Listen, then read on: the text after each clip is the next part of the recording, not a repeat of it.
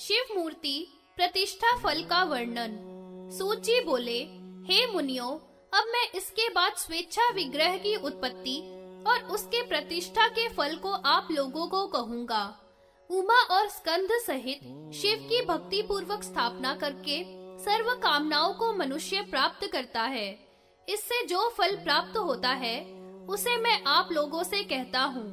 करोड़ों सूर्य के समान करोड़ों विमानों से युक्त योगी जब तक महाप्रलय होती है तब तक शिव के समान क्रीड़ा करता है।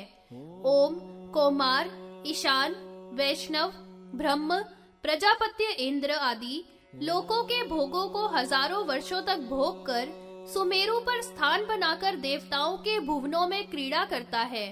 एक पाद, चार भुजा, त्रिनेत्र और शूल से युक्त, जिसके वाम भाग में विष्णु और दक्षिण भाग में ब्रह्मा, 28 रुद्रों की कोटि, वाम भाग से प्रकृति, बुद्धि से बुद्धि और अहंकार से अहंकार, इंद्रियों से इंद्री, पाद मूल से पृथ्वी, गुह्य से जल, नाभि से वहिन, हृदय से भास्कर, कंठ से सोम, भूमध्य से आत्मा, मस्तिष्क से स्वर्ग, इस प्रकार चढ़कर सब जगत जिनसे उत्पन्न होता है, ऐसे सर्वज्ञ और सर्वगत देव की ध्यान पूर्वक प्रतिष्ठा करके मनुष्य शिव सायुज्य को प्राप्त करता है। बैल पर स्थित चंद्रमा का भूषण धारण किए हुए शिव की जो प्रतिष्ठा करता है, वे किंकणी जालों से युक्त स्वर्ण के विमान में बैठकर दिव्य शिवलोक में जाकर वास करता है और मुक्त हो जाता है। गण अंबिका और नंदी से युक्त शिव की प्रतिष्ठा करने वाला सूर्य मंडल के सदृश विमानों में बैठकर अप्सरा आदि के नृत्य के साथ शिवलोक में गणपति होकर निवास करता है। पार्वती सहित वृषभ ध्वज शिव को ब्रह्मा, इंद्र, विष्णु आदि से सदा प्रतिष्ठा करने वाला सर्वयज्ञ, तप, दान, तीर्थों के फल को प्राप्त करके शिवलोक में जाकर महाप्रलय तक भोगों को भोगता है। नग्न, चतुर्भुज, श्वेत, सर्प मेखला वाले, त्रिनेत्र वाले, कपाल हाथ में धारण किए हुए, काले केश वाले शिव की स्थापना करके शिव सायुज्य को प्राप्त करता है।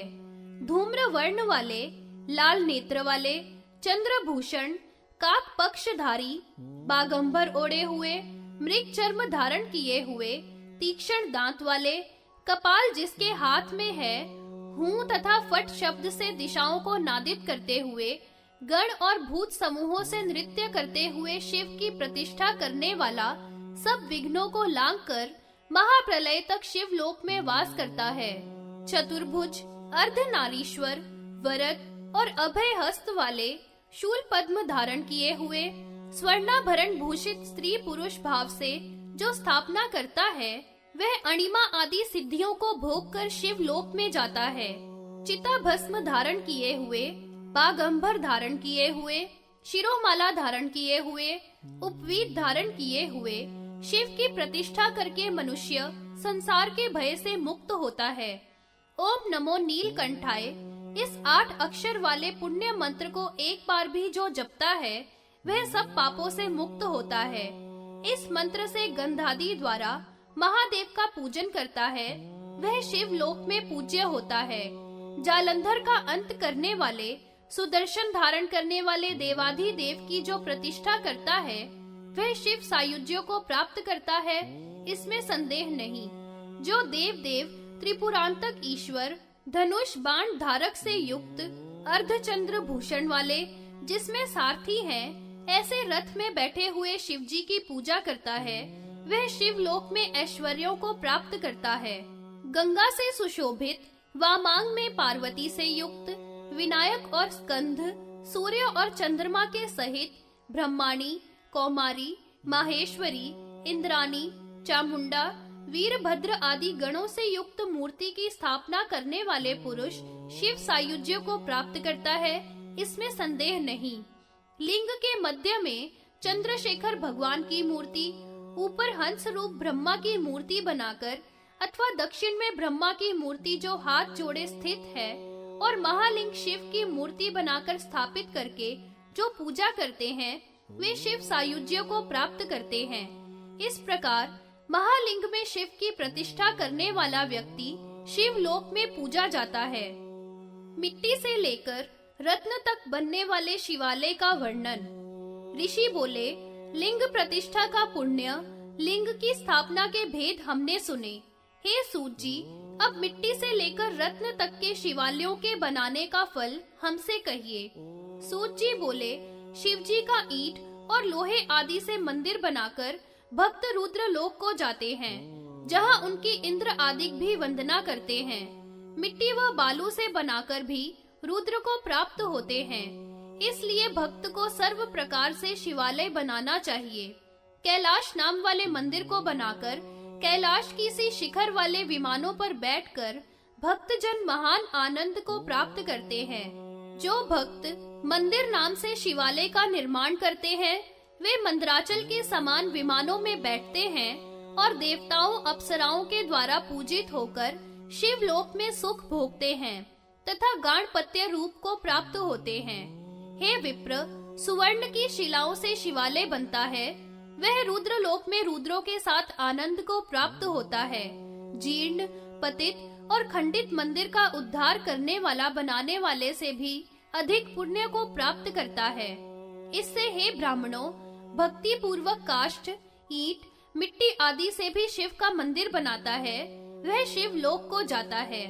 जो मंदिर बनाने में असमर्थ हो, वह शिव मंदिर की झाड़ू, बुहारी, पोतना लीपना आदि कर स्वच्छ करने से उत्तम फल को पाता है। शिव नेत्र से आधे कोस की दूरी पर भी जो मनुष्य प्राणों का त्याग करता है, वह हजारों चांद्रायण व्रतों के फल को प्राप्त करता है। जो श्री पर्वत पर प्राणों को त्यागता है, वह शिव सायुज्य को प्राप्त होता है। जो पुरुष वाराणसी में, केदार में, प्रयाग में, कुरुक्षेत्र में प्राणों को त्यागता है, वह मुक्ति को पाता है। प्रभास में, पुष्कर में, उज्जैन में, अमरेश्वर में मरकर प्राणी शिव को प्राप्त होता है। शिव क्षेत्र का दर्शन ही पुण्य देने वाला होता है। उससे 100 गुना स्पर्शन से फल होता है। जल से 100 गुना दूध का स्थान, दूध से 1000 गुना दही का, उससे 100 गुना मधु का तथा घी का स्नान शिवलिंगों को कराना तो अनंत गुना है। बावड़ी, कूप, तालाब जो तीर्थ कहलाते हैं, उनमें स्नान करने वाला पुरुष ब्रह्म हत्या आदि से छूट जाता है। प्रातः काल जो पुरुष शिवलिंग का दर्शन करता है, वह उत्तम गति को प्राप्त करता है। मध्याह्न में दर्शन करने वाला उत्तम यज्ञों का फल पाता है तथा शाम के समय दर्शन भी उत्तम यज्ञों का फल प्रदान करने वाला है। इस प्रकार आदि देव महादेव उत्पत्ति, प्रलय और संहार करने वाले हैं। सब सृष्टि की रचना शिवा शिव ही करते हैं। मोक्ष के साधन शिव ही हैं। शिव ही व्यक्त और अव्यक्त हैं। ऐसे नित्य स्वरूप अचिंत्य प्रभु का अर्चन करना चाहिए। वस्त्र के द्वारा छानकर शिव मंदिर के लेपन का वर्णन। सूत जी बोले, हे श्रेष्ठ मुनियों, वस्त्र में जल को छानकर शिव जी के मंदिर का लेपन करना चाहिए, अन्यथा सिद्धि नहीं होती है। जल तो सदा पवित्र होते ही हैं। वस्त्रपूत और नदी के जल विशेष पवित्र होते हैं। इसलिए सब देव कार्य पवित्र जल से करने चाहिए। सूक्ष्म जंतुओं से मिले जल से जंतु हत्या करके जो फल प्राप्त होता है, वह अपवित्र होता है। लेपन में, मार्जन में, अग्नि जलाने में, पीसने में, जल ग्रहण करने में गृहस्थी को सदा हिंसा लगती है। सब प्राणियों का अहिंसा परम धर्म है। इससे सदा वस्त्रपूत जल से कार्य करना चाहिए। मनुष्य को सदा कर्म, मन और वाणी से अहिंसक होना चाहिए। वेद पाठी ब्राह्मण को तीनों लोकों का दान करने पर जो फल मिलता है, उससे करोड़ गुना फल अहिंसक को मिलता है। मन, वचन और शरीर से सब जंतुओं पर दया करते हैं। वे पुत्र, पौत्र सहित रुद्र लोक में बसते हैं। इससे वस्त्रपूत जल से शिव मंदिर को छिड़कना तथा स्नान करना चाहिए। त्रिलोकी को मारकर जो पाप होता है, वह शिव मंदिर में एक ही जंतु को मारने के बराबर पाप समझना चाहिए। इसलिए वस्त्रपूत जल से कार्य करना उचित है। ये याति क्षत्रियों को यथार्थ पशु की हिंसा तथा दुष्टों की हिंसा कही है, परंतु ब्रह्मवादी योगी जनों को कुछ भी विहित अविहित नहीं है। इससे पाप में रत मनुष्य की भी हिंसा नहीं करनी चाहिए। स्त्रियों की भी हिंसा नहीं करनी चाहिए, चाहे वे मलिन ही क्यों ना हो। जो मनुष्य वेद बाह्य है, पापी है, स्पर्श करने योग्य नहीं है, दर्शन योग्य नहीं है, उनको भी नहीं मारना चाहिए। उन्हें देखकर सूर्य का दर्शन करना चाहिए। जो सत्पुरुषों के संग से एक बार भी शिव का पूजन करता है, वह शिव लोक को प्राप्त होता है। जो शिव की भक्ति से हीन पुरुष है, वह निर्दय और दुखी होते हैं। जो देव देव शिव के भक्त हैं, वे भाग्यवान हैं। वे सब भोगों को भोग कर मुक्त होते हैं। जो जन शिव में आसक्त है, ऐसे भक्तों के संग से एक बार भी शिव में आसक्त हो जाए तो उसको परमेश्वर का लोक दूर नहीं है। शिव की अर्चना विधि का वर्णन। ऋषि बोले, अल्प आयु वाले, अल्प पराक्रम वाले, मंद बुद्धि वाले मनुष्यों को महादेव का पूजन किस प्रकार करना चाहिए, क्योंकि हजारों वर्षों तक तपस्या करने वाले देवता शिव को नहीं देख पाते। तब हे सूत जी, किस प्रकार से उनका दर्शन करना चाहिए? सूत जी बोले, मुनीश्वरों, आपने ठीक कहा है। तो भी श्रद्धा से भगवान प्रकट होते हैं। भक्तिहीन पुरुष प्रसंग से शिव का पूजन करते हैं, उनको भावानुरूप फल मिलता है। झूठे मुख से शिव का पूजन करने वाला पुरुष पिशाच योनि को प्राप्त होता है, और संक्रुद्ध होकर जो पूजन करता है वह राक्षस होता है। अभक्ष का भक्षण करने वाला पूजक यक्षपने को प्राप्त होता है। गायत्री मंत्र द्वारा महादेव की पूजा करने वाला प्रजापति को प्राप्त होता है।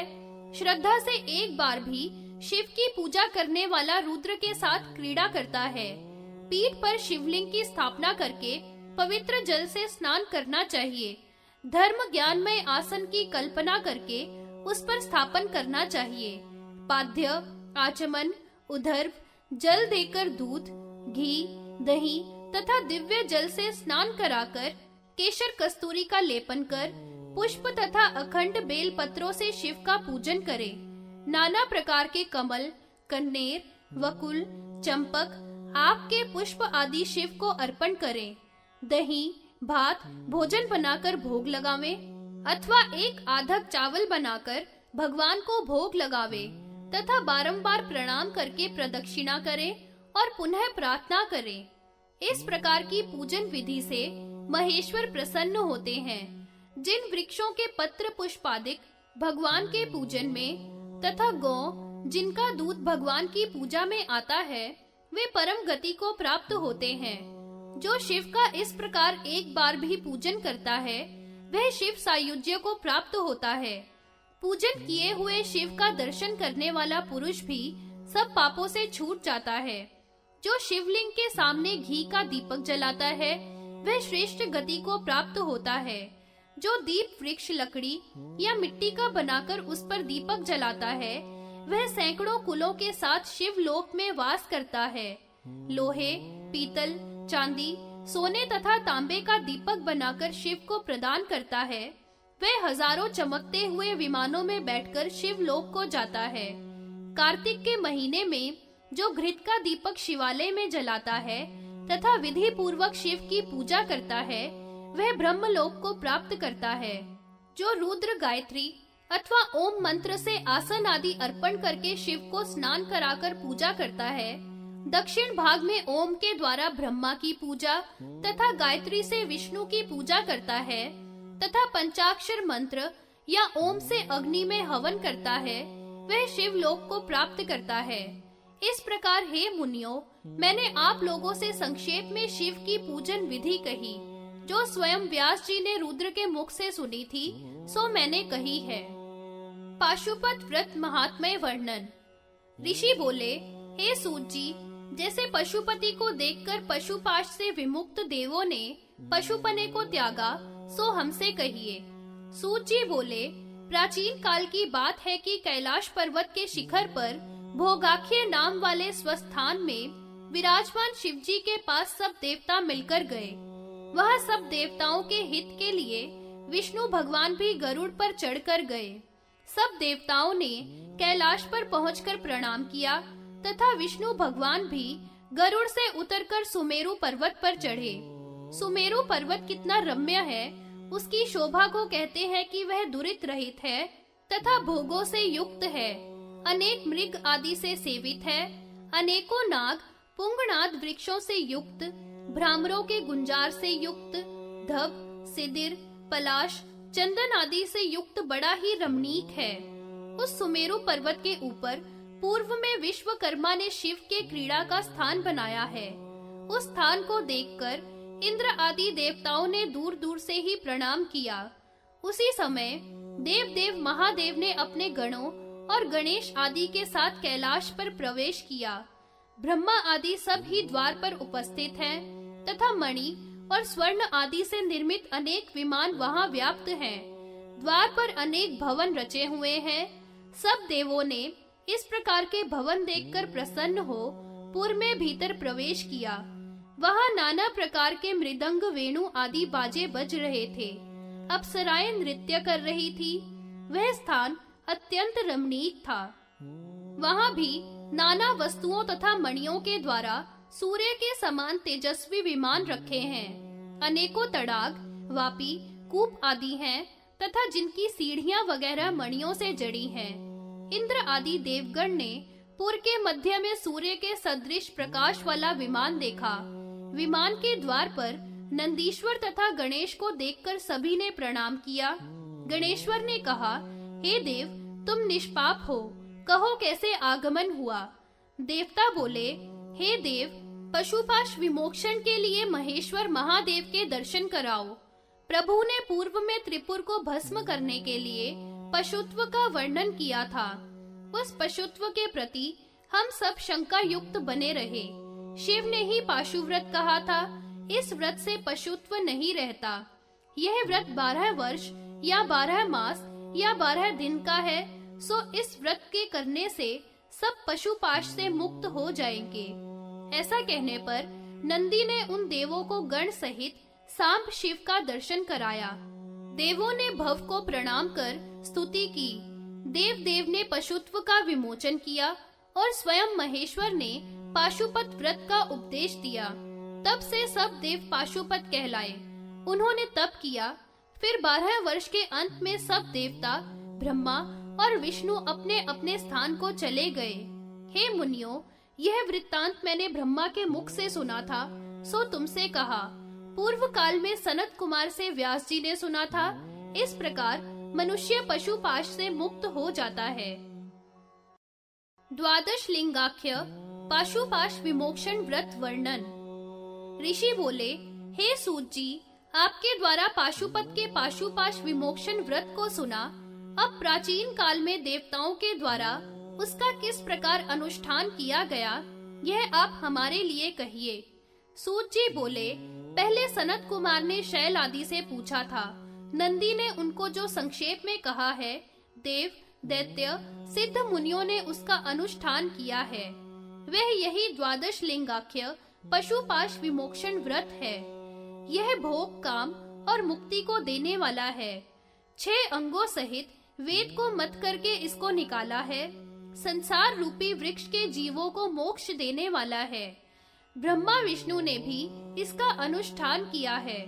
शिव का पूजन साधारण रूप से सभी महीनों में करने की विधि का वर्णन करता हूँ। चैत्र में सोने की, वैशाख में वज्र की, ज्येष्ठ में मरकत मणि की, आषाढ़ में मुक्ता की, सावन में नील मणि निर्मित, भादो में पद्मरागमयी, आश्विन में गोमेद की, कार्तिक में प्रवाल, मार्गशीर्ष में वैदुर्य की, पूष में पद्मराग की, माघ में सूर्यकांत मणि की, फागुन में स्फटिक मणि की लिंग मूर्ति बनाकर पूजा करें। सभी महीनों में सोने का कमल बनाने या चांदी से अथवा केवल कमल से ही पूजा करें। रत्नों के अभाव में सोना चांदी, उनके अभाव में ताम्र व लोहे से कार्य किया जाना चाहिए, अथवा पत्थर की, लकड़ी की या मिट्टी की या सर्वगंधमय शिव की मूर्ति बना लेनी चाहिए। हेमंत ऋतु में महादेव की श्री पत्र से पूजा करें। सभी महीनों में चांदी का कमल जिसमें सोने की कली बनी हो, ऐसे कमल से पूजा करें। अभाव में केवल बेल पत्र से पूजा करें। बेल पत्र में सदा लक्ष्मी निवास करती है। नील कमल में अंबिका, उत्पल में षडमुख तथा महादेव पद्म में रहते हैं। श्री पत्र को कभी भी त्यागना नहीं चाहिए। गुगुल से उत्पन्न धूप सदा सर्व पापों का नाश करती है, अतः धूप दीप हमेशा अर्पण करना चाहिए। सर्व रोगों का नाश करने वाला, सर्व सिद्धि देने वाला चंदन कहा है। श्वेत आक के फूल में साक्षात ब्रह्मा का वास है, कन्नेर में साक्षात मेधा, करवीर में गणाध्यक्ष, वक में साक्षात नारायण, सर्व सुगंधित पुष्पों में गंगा जी निवास करती हैं। शुद्ध अन्न एक या अधिक आड़क शक्ति से निवेदन करना चाहिए। प्राणियों को अन्न दान करने से शंकर जी की तृप्ति होती है। इससे प्रति मास देव का पूजन करना चाहिए। पूर्णमासी को महादेव जी का व्रत करना चाहिए। इससे सर्व कार्य की सिद्धि होती है। सत्य, अहिंसा, शौच, दया, शांति, संतोष, दान धारण करके व्रत करना चाहिए। वर्ष के अंत में गोदान तथा बैल की सवारी का त्याग तथा वेद पाठी ब्राह्मण को भोजन कराना चाहिए। शिव क्षेत्र में शिवलिंग की स्थापना करनी चाहिए या उसे ब्राह्मण को दान कर देना चाहिए। इस प्रकार शिव की पूजा करने वाला मनुष्य उत्तम तपस्वी हो जाता है और करोड़ों सूर्य के समान प्रकाश युक्त उत्तम विमान में बैठकर शिव लोक को प्राप्त होता है। यह भक्त शिव पने को, देव पने को, पितरीश्वर पने को, गणपत्य पने को पाता है। विद्यार्थी विद्या को, भोगार्थी भोगों को तथा जो भी कामना करता है यह उसको प्राप्त करता है। एक माह का व्रत करने पर भी मनुष्य रुद्र पने को पाता है। यह शुभ पवित्र व्रत देव, किन्नर, विद्याधरों को रूचता है। विधि पूर्वक ईश का पूजन करने और मूर्धा से प्रणाम करके इस स्तवन का जाप करता है, वह शिव धाम को प्राप्त होता है। पूर्व में ब्रह्मा ने इस स्तोत्र को तीनों लोकों के हित के लिए कहा था, अतः यह स्तोत्र अमूल्य है। विपोहन नाम का स्तोत्र। सूत जी बोले, हे ऋषियों, अब मैं विपोहन स्तवन को आप लोगों को कहता हूँ, जो सर्व सिद्धि को देने वाला है। नंदी के मुख से कुमार ने सुनकर व्यास जी को सुनाया तथा व्यास जी से मैंने सुना था, सो कहता हूँ। शुद्ध, निर्मल, यशस्वी काल को देखने वाले परमात्मा भव के लिए नमस्कार है।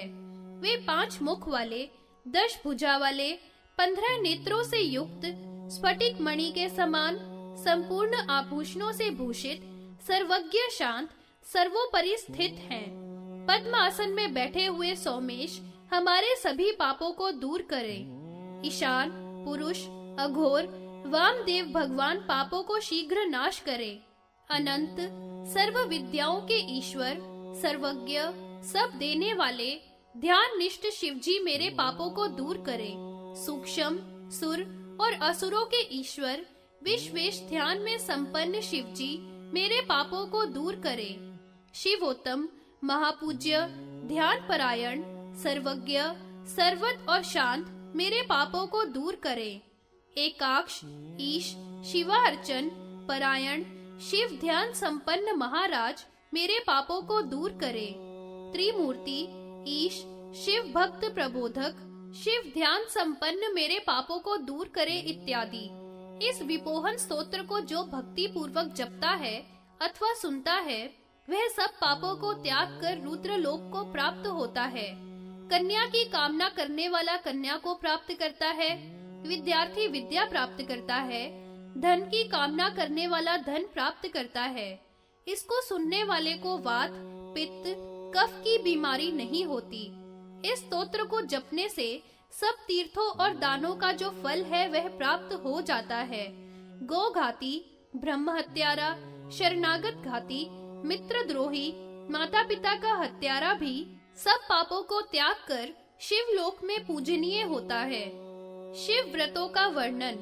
ऋषि कहने लगे, हे सूत जी, पवित्र विपोहन स्तोत्र को हमने सुना, अब प्रसंग व लिंग दोनों को हमसे कहिए।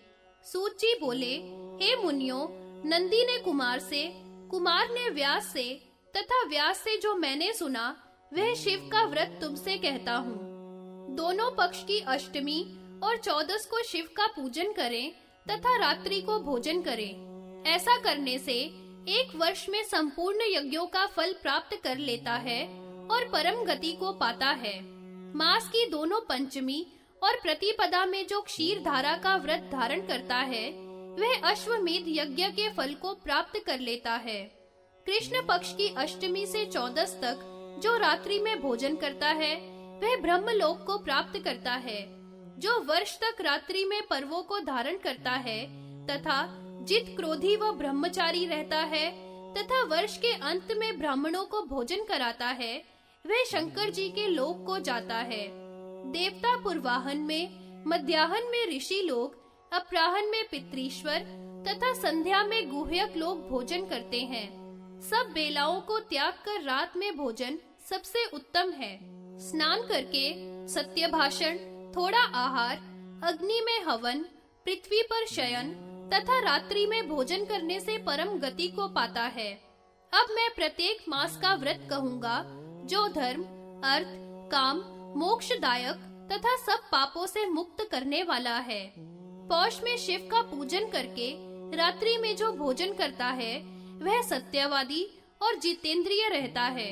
जो दोनों पक्ष की अष्टमी का उपवास करता है, भूमि में शयन करता है। पूर्णमासी को घृतादिक से शिव को स्नान कराकर शिव का पूजन करता है। खीर, घी आदि से ब्राह्मणों को भोजन कराकर जो गौ का दान करता है, वह वन ही लोक जाता है। इसी प्रकार माघ में शिव का पूजन करके जो रात्रि में घृत युक्त खिचड़ी का भोजन करता है, दोनों चतुर्दशी को व्रत रखता है, काला घोड़ा दान करता है, वह यम लोक में पहुंचकर यम के साथ क्रीड़ा करता है। फाल्गुन के महीने में समान घृत दूध से रात में जो भोजन करता है तथा 14 और 8 को उपवास करता है, ऐसा शिव भक्त ताम्र वर्ण की गौ का जोड़ा ब्राह्मणों को भोजन कराकर दान करता है, वह चंद्र लोक जाता है। चैत में रुद्र की पूजा करके चावल, घी, दूध से युक्त भोजन करने वाला पृथ्वी पर सोने वाला पुरुष निरति के स्थान को पाता है। उसे पूर्णमासी में शिव का पूजन करके सफेद गौ का जोड़ा दान करना चाहिए। वैशाख के महीने में पूर्णमासी का व्रत कर पंचगव्य तथा घृतादि से शिव को स्नान कराता है, वह अश्वमेध यज्ञ के फल को प्राप्त करता है। ज्येष्ठ के महीने में देवेश की पूजा कर रात्रि में भोजन करता है। धूम्र वर्ण को गो ब्राह्मण की सेवा में रहता है। धूम्र वर्ण को मिथुन का दान करता है। पूर्णमासी का व्रत करता है, वह वायु लोक में निवास करता है। आषाढ़ के महीने में जो रात्रि में भोजन करता है, खांड, घी, सत्तू तथा गौ रस का भोजन करता है, श्रोत्रिय ब्राह्मणों को भोजन कराता है। गौर वर्ण की गौ मिथुन का दान करता है, वह वरुण लोक को जाता है। श्रावण में शिव पूजा में परायण जो रात्रि को भोजन करता है, पूर्णमासी को घृतादिक से पूजा करके श्रोत्रिय ब्राह्मण को भोजन कराता है तथा आगे के पैर सफेद हो ऐसी पौंड्र गो मिथुन का दान करता है। वह वायु के समान सर्वत्र विचरण करता है तथा वायु के सायुज्य को प्राप्त करता है।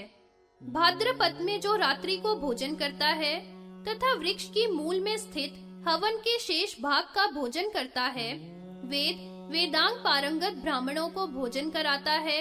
नील कंधा वाले बैल तथा गौ का दान करता है, वह यक्ष लोक में यक्षों का राजा बनता है। आश्विन के माह में शंकर का यथावत पूजन कर जो ब्राह्मण को भोजन कराता है, नील वर्ण का बैल तथा गौ को दान करने वाला मनुष्य ईशान लोक को प्राप्त होता है। कार्तिक के महीने में खीर और भात का भोजन कर जो शिव का पूजन करता है, ब्राह्मण को भोजन कराकर कपिला गौ मिथुन का तथा चरु का दान करता है, वह सूर्य लोक में वास करता है। मार्ग शीर्ष के महीने में इस प्रकार का रात्रि में भोजन करने वाला तथा जौ का अन्न, घी, दूध खाकर उपवास करता है, दरिद्र तथा ब्राह्मणों को भोजन कराता है। पांडु वर्ण की गौ मिथुन का दान करता है, वह सोम लोक में सोम के साथ आनंद करता है। अहिंसा, सत्य, अस्तेय, क्षमा, दया, ब्रह्मचर्य इनको धारण करके 3 बार स्नान करे, भूमि में शयन करे, रात्रि में भोजन करे, दोनों पक्षों की अष्टमी और 14 का व्रत करना चाहिए। यह व्रत प्रति मास का मैंने तुमसे कहा। हे ब्राह्मणों, जो कोई भी इस व्रत को 1 वर्ष तक क्रम से या व्यतिक्रम से करे, वह शिव सायुज्य को प्राप्त होता है। उमा महेश्वर के व्रत का वर्णन। सूत जी बोले, उमा महेश्वर व्रत शिव जी के द्वारा कहा गया पुरुष तथा सभी प्राणियों का हित करने वाला है, वह तुम्हारे प्रति कहूँगा। पूर्णवासी में अमावस्या में, अष्टमी में, चतुर्दशी के दिन रात्रि में हविष्यान का भोजन कराना चाहिए तथा शिव की पूजा करनी चाहिए। 1 वर्ष तक व्रत करके बाद में सोने की या चांदी की प्रतिमा बनाकर प्रतिष्ठा करें। ब्राह्मणों को भोजन कराकर दक्षिणा दें। रथ में बिठाकर उस मूर्ति को शिवालय तक ले जाएं। इस प्रकार वह शिव सायुज्य को प्राप्त होगा। जो कन्या अथवा विधवा 1 वर्ष तक इस प्रकार व्रत को करे, वर्षांत में भवानी के साथ प्रतिष्ठा करे, तो भवानी की सायुज्य को प्राप्त होती है। अब व्रतों का क्रम महीनेवार कहता हूँ, सो सुनो। मार्गशीर्ष के महीने में नवांग पूर्ण बैल को शिवजी के नाम से छोड़ता है, वह शिव और भवानी के साथ आनंद को प्राप्त करता है। पौष के महीने में त्रिशूल का दान करने वाला, माघ मास में सर्व लक्षण संपन्न रथ को प्रदान करने वाला, फाल्गुन में सोने या चांदी की प्रतिमा बनाकर शंकर के मंदिर में स्थापना करने वाला भवानी के साथ सायुज्य को पाता है। चैत्र मास में शिव, भवानी, नंदी आदि की प्रतिमा तांबे की बनाकर स्थापना करने वाला, वैशाख मास में कैलाश नाम के शिवजी के व्रत को करने वाला, कैलाश पर्वत को प्राप्त करके भवानी के साथ में मोद को प्राप्त करता है। जेठ के महीने में महादेव की लिंगमय मूर्ति की प्रतिष्ठा कराने वाला, ब्राह्मणों को भोजन कराने वाला पुरुष देवी की सायुज्य को प्राप्त करता है। आषाढ़ में पक्की ईंटों आदि से बना उत्तम भवन, संपूर्ण वस्त्र आदि वस्तुओं से युक्त ब्रह्मचारी ब्राह्मण के लिए दान करने वाला पुरुष गोलोक को प्राप्त कर भगवान की सायुज्य को प्राप्त करता है।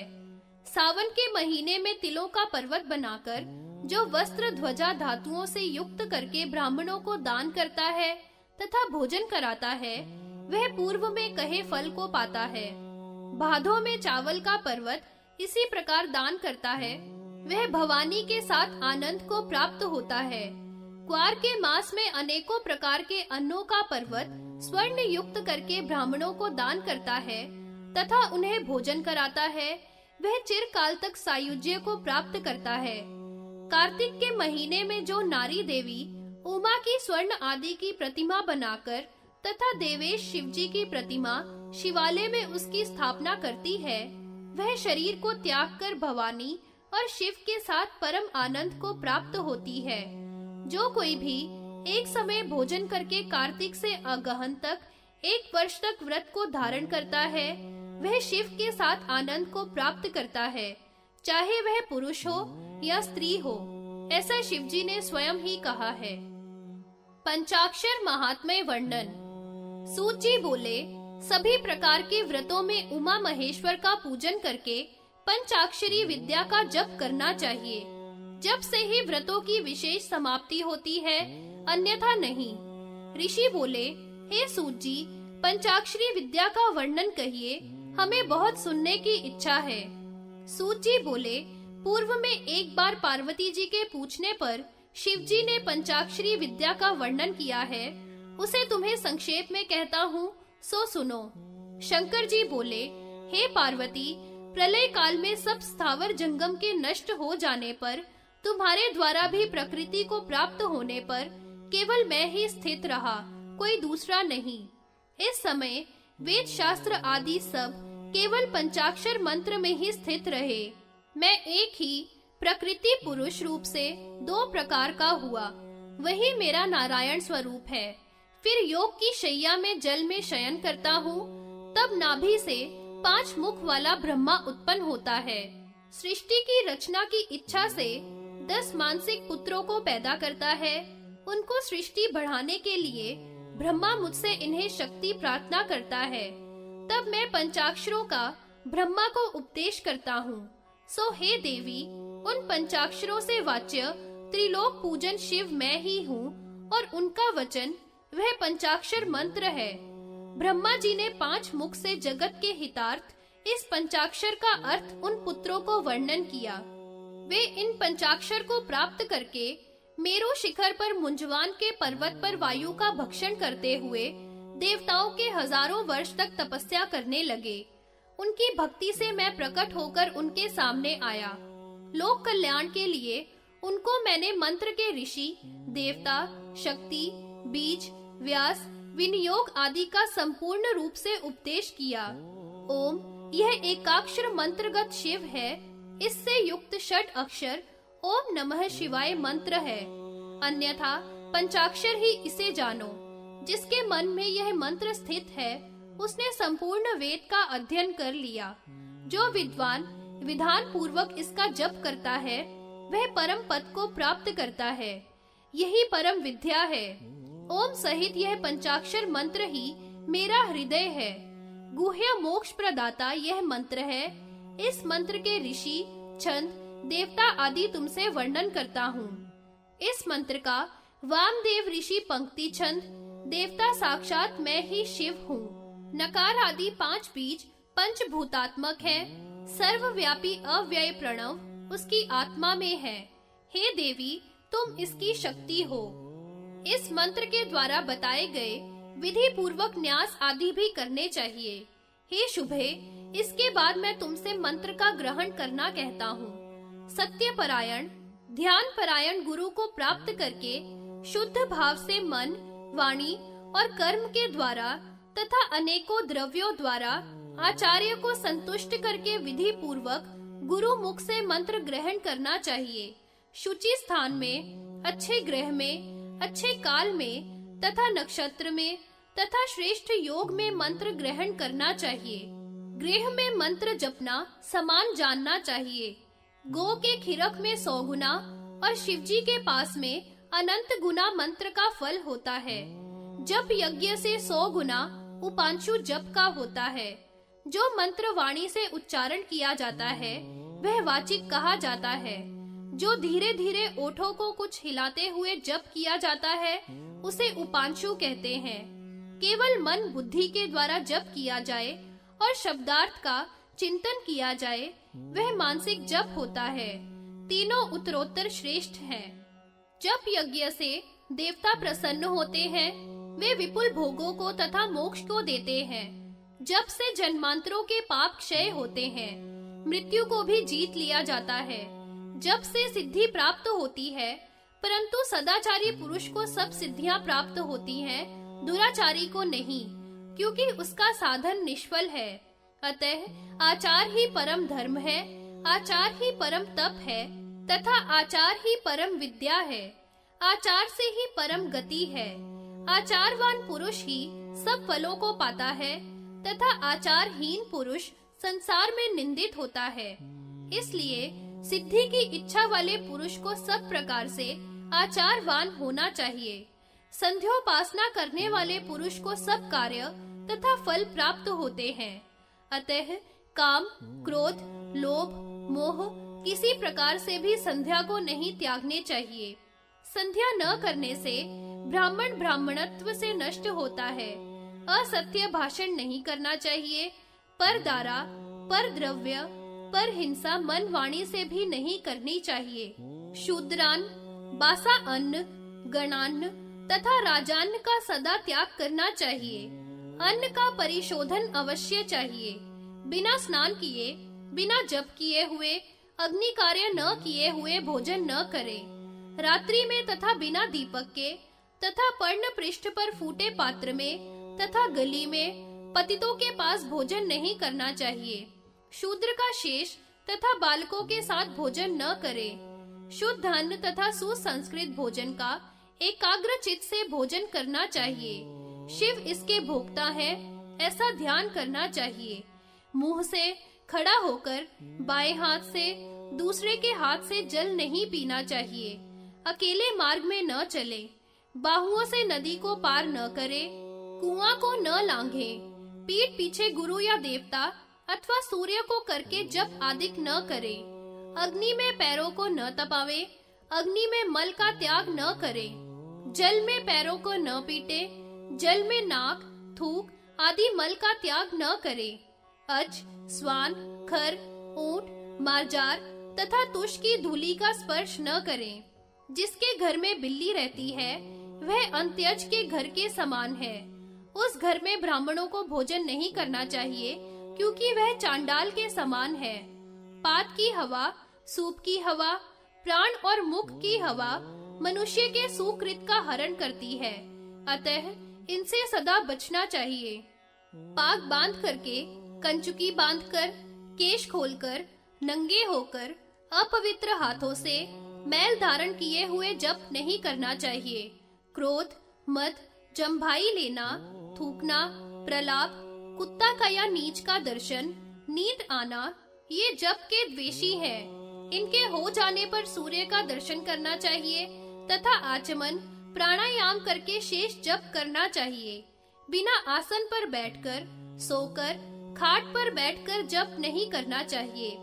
आसन पर बैठकर रेशमी वस्त्र या बाघ चर्म या लकड़ी का या ताल पर्ण का आसन पर बैठकर मंत्रार्थ का विचार करते हुए जप करना चाहिए। त्रिकाल गुरु की पूजा करनी चाहिए। गुरु और शिव एक ही है। शिव विद्या और गुरु भक्ति के अनुसार फल मिलता है। श्री की इच्छा वाले पुरुष को गुरु की आज्ञा का उल्लंघन नहीं करना चाहिए। गुरु के संपर्क से मनुष्य के पाप नष्ट होते हैं। गुरु के संतुष्ट होने पर सब पाप नष्ट होते हैं। ब्रह्मा, विष्णु, रुद्र आदि सभी देव गुरु की कृपा से ही उस पर संतुष्ट होते हैं। अतः कर्म, मन, वाणी से गुरु को क्रोध नहीं करना चाहिए। गुरु के क्रोध से आयु, ज्ञान, क्रिया सब नष्ट होते हैं। उसके यज्ञ निष्फल होते हैं। शिवजी कहते हैं, जो इंद्रियों का दमन करके पंचाक्षर मंत्र का जप करता है वह पंचभूतों से विजय को प्राप्त करता है। मन का संयम करके जो 4 लाख जप करता है वह सभी इंद्रियों को विजय कर लेता है। जो 25 लाख जप करता है वह 25 तत्वों को जीत लेता है। बीज सहित, संपुट सहित 100 लाख जप करने वाला पवित्र आत्मा परम गति को प्राप्त होकर मुझे पाता है। जो इस पंचाक्षर विधि को देव या पितृ कार्य में ब्राह्मणों से सुनेगा या सुनाएगा वह परम गति को प्राप्त होगा। ध्यान यज्ञ वर्णन। ऋषि ने पूछा, हे सूत जी, विरक्त और ज्ञानियों के द्वारा ध्यान योग श्रेष्ठ कहा गया है, सो आप हमें ध्यान योग को विस्तार पूर्वक वर्णन कीजिए।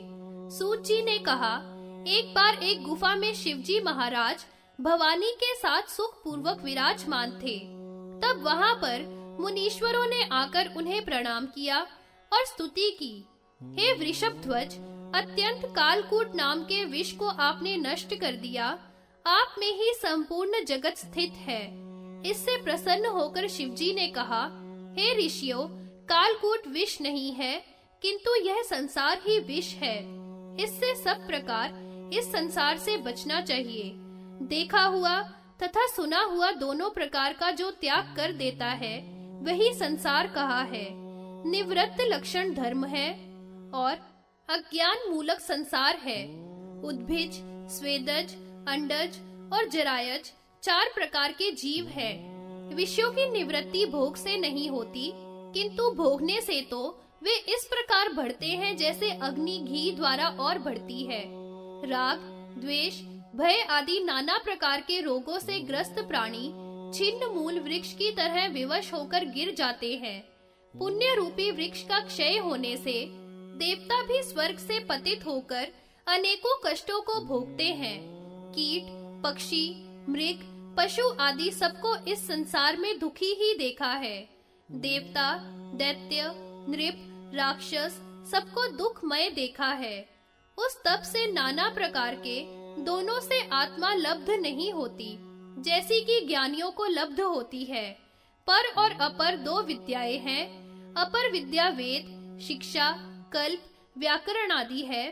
परा विद्या अक्षर है, जो शब्द रूप रस है। किंतु शिवजी ने कहा है कि मैं सब कुछ हूँ। जगत मुझ में ही लय होता है तथा मुझसे ही उत्पन्न होता है। मेरे सिवाय कुछ नहीं, ऐसा जानना चाहिए। मोक्ष का हेतु ज्ञान है। आत्मा में स्थित पुरुष ही मुक्त होता है। अज्ञान होने से क्रोध, लोभ, दंभ, मोह की उत्पत्ति है। गुरु के संपर्क से उत्पन्न ज्ञान रूपी अग्नि उन्हें इस प्रकार जला देती है जैसे सूखे ईंधन को आंच जला देती है। जिस शिव की आज्ञा से भीत हुआ सूर्य उदय होता है, वायु बढ़ती है, चंद्रमा चमकता है, वहिन जलती है, भूमि धारण करती है, आकाश अवकाश देता है, सो हे विप्रो उसी शिव का चिंतन करो।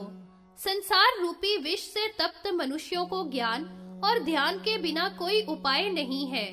जो सब द्वंद्वों को सहने वाला, सरल स्वभाव, अमानी, बुद्धिमानी, शांत, ईर्ष्या रहित, सब प्राणियों में समान भाव वाला, तीनों ऋणों से रहित, पूर्व जन्म में पुण्य करने वाला, श्रद्धा से गुरु आदि की सेवा करने वाला, स्वर्ग लोक में प्राप्त होकर वहां के भोगों को भोगकर वह मनुष्य भारतवर्ष में जन्म लेकर ब्रह्म को जानने वाला बनता है। हे ब्राह्मणों, मल युक्त मनुष्यों को ज्ञान प्राप्ति का वही क्रम है। इसलिए इसी मार्ग से दृढ़व्रत होकर सबका त्याग करके संसार रूपी कालकूट से मुक्त होता है। इस प्रकार संक्षेप में मैंने ज्ञान योग महात्म्य और पाशुपत योग को कहा। हे विप्र, यह शिव के द्वारा कहा ज्ञान हर किसी को नहीं देना चाहिए। यह योगियों को देने योग्य है। जो इस प्रसंग को पढ़ेगा या सुनेगा वह संसार से मुक्त होगा और ब्रह्म सायुज्य को प्राप्त होगा, इसमें संशय नहीं। शिव शक्ति तत्व निरूपण में मुनि मोह नाश का वर्णन। सूत जी बोले, पूर्व कहे हुए इस ध्यान यज्ञ या पाशुपत योग को सुनकर शिव जी को मुनीश्वर सनत कुमार आदि प्रणाम करके पुनः महेश्वर से बोले, हे प्रभो, आप हिमवान की पुत्री पार्वती जी के साथ जो क्रीड़ा करते हो उसका रहस्य भी हमें कहने की कृपा करिए। ऐसा सुनकर नील लोहित पिनाकी अंबिका की ओर देखकर और प्रणाम करके ब्राह्मणों से बोले, स्वेच्छा से शरीर धारण करने वाले मुझको बंधन मोक्ष कुछ नहीं है। यह यज्ञ जीव माया और कर्मों के बंधन से युक्त होकर भोगता है। आत्म रूप मुझे ज्ञान, ध्यान, बंध, मोक्ष कुछ भी नहीं है। यह प्रकृति पहले मेरी आज्ञा से मेरे मुख को देखने लगे और भवानी शंकर की तरफ देखने लगी। माया मल से निर्मुक्त वह मुनि बड़े प्रसन्न हुए और उमा एवं शंकर में भेद वास्तव में नहीं है तथा शंकर ही दो प्रकार के रूप में स्थित है, इसमें संदेह नहीं। परमेश्वर की आज्ञा से यह विज्ञान उत्पन्न होता है, तब क्षण मात्र में ही मुक्ति होती है, करोड़ों कर्मों द्वारा नहीं। प्राणी गर्भ में हो, बालक हो, तरुण हो, वृद्ध हो, सब परमेष्ठी शिवजी की कृपा से क्षण मात्र में मुक्त हो जाते हैं।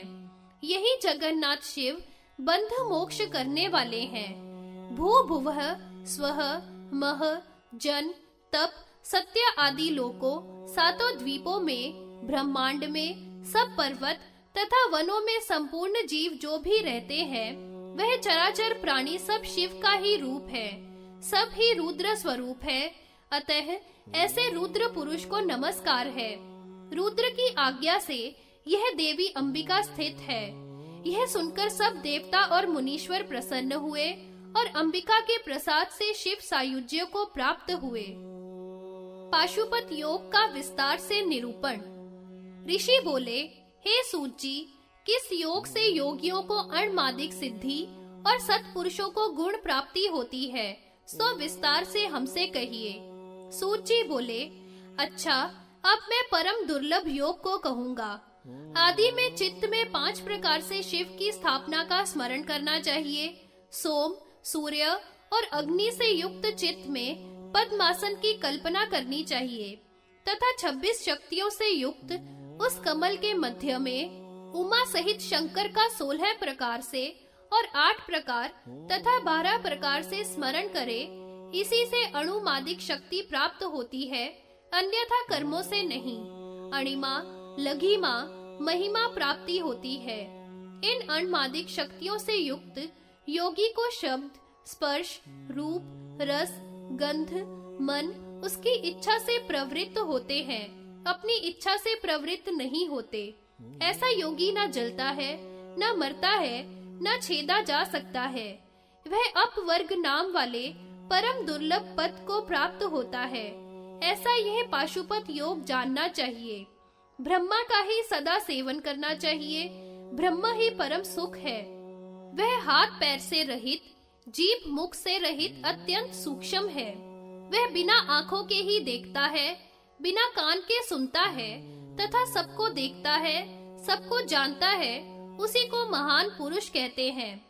जैसे पवन सब जगह विचरण करता है, वैसे ही सब पुरी में रहने से पुरुष कहलाता है। वही अपने धर्म को त्याग कर माया के वशीभूत हो शुक्र शोणित होकर गर्भ में वास करता है और 9वें महीने में उत्पन्न होकर पाप कर्म रत होकर नरक के भोगों को भोगता है। इसी प्रकार जीव अपने कर्मों के फल से नाना प्रकार के भोगों को भोगते हैं। अकेला ही अपने कर्मों को भोगता है और अकेला ही सबको छोड़कर जाता है। इसलिए सदैव सुकृत ही करने चाहिए। जीव के जाने पर उसके पीछे कोई नहीं चलता, बस उसका किया हुआ कर्म ही उसके पीछे चलता है। तामस रूपी घोर संसार 6 प्रकार का उसको प्राप्त होता है। मनुष्य के पशु बने को प्राप्त होता है, पशु से मृगत्व को, मृगत्व से पक्षी भाव को, पक्षी भाव से सर्प आदि योनि को पाता है, सर्प आदि से स्थावर आदि की योनि को पाता है। इस प्रकार यह जीव मनुष्य से लेकर वृक्षों तक की अनेक योनियों में घूमता रहता है। जैसे कुम्हार का चाकू घूमता है, वैसे ही घूमता है। इसलिए संसार के भय से पीड़ित होकर धर्म की आराधना करनी चाहिए, जिससे वह संसार को तर सकता है।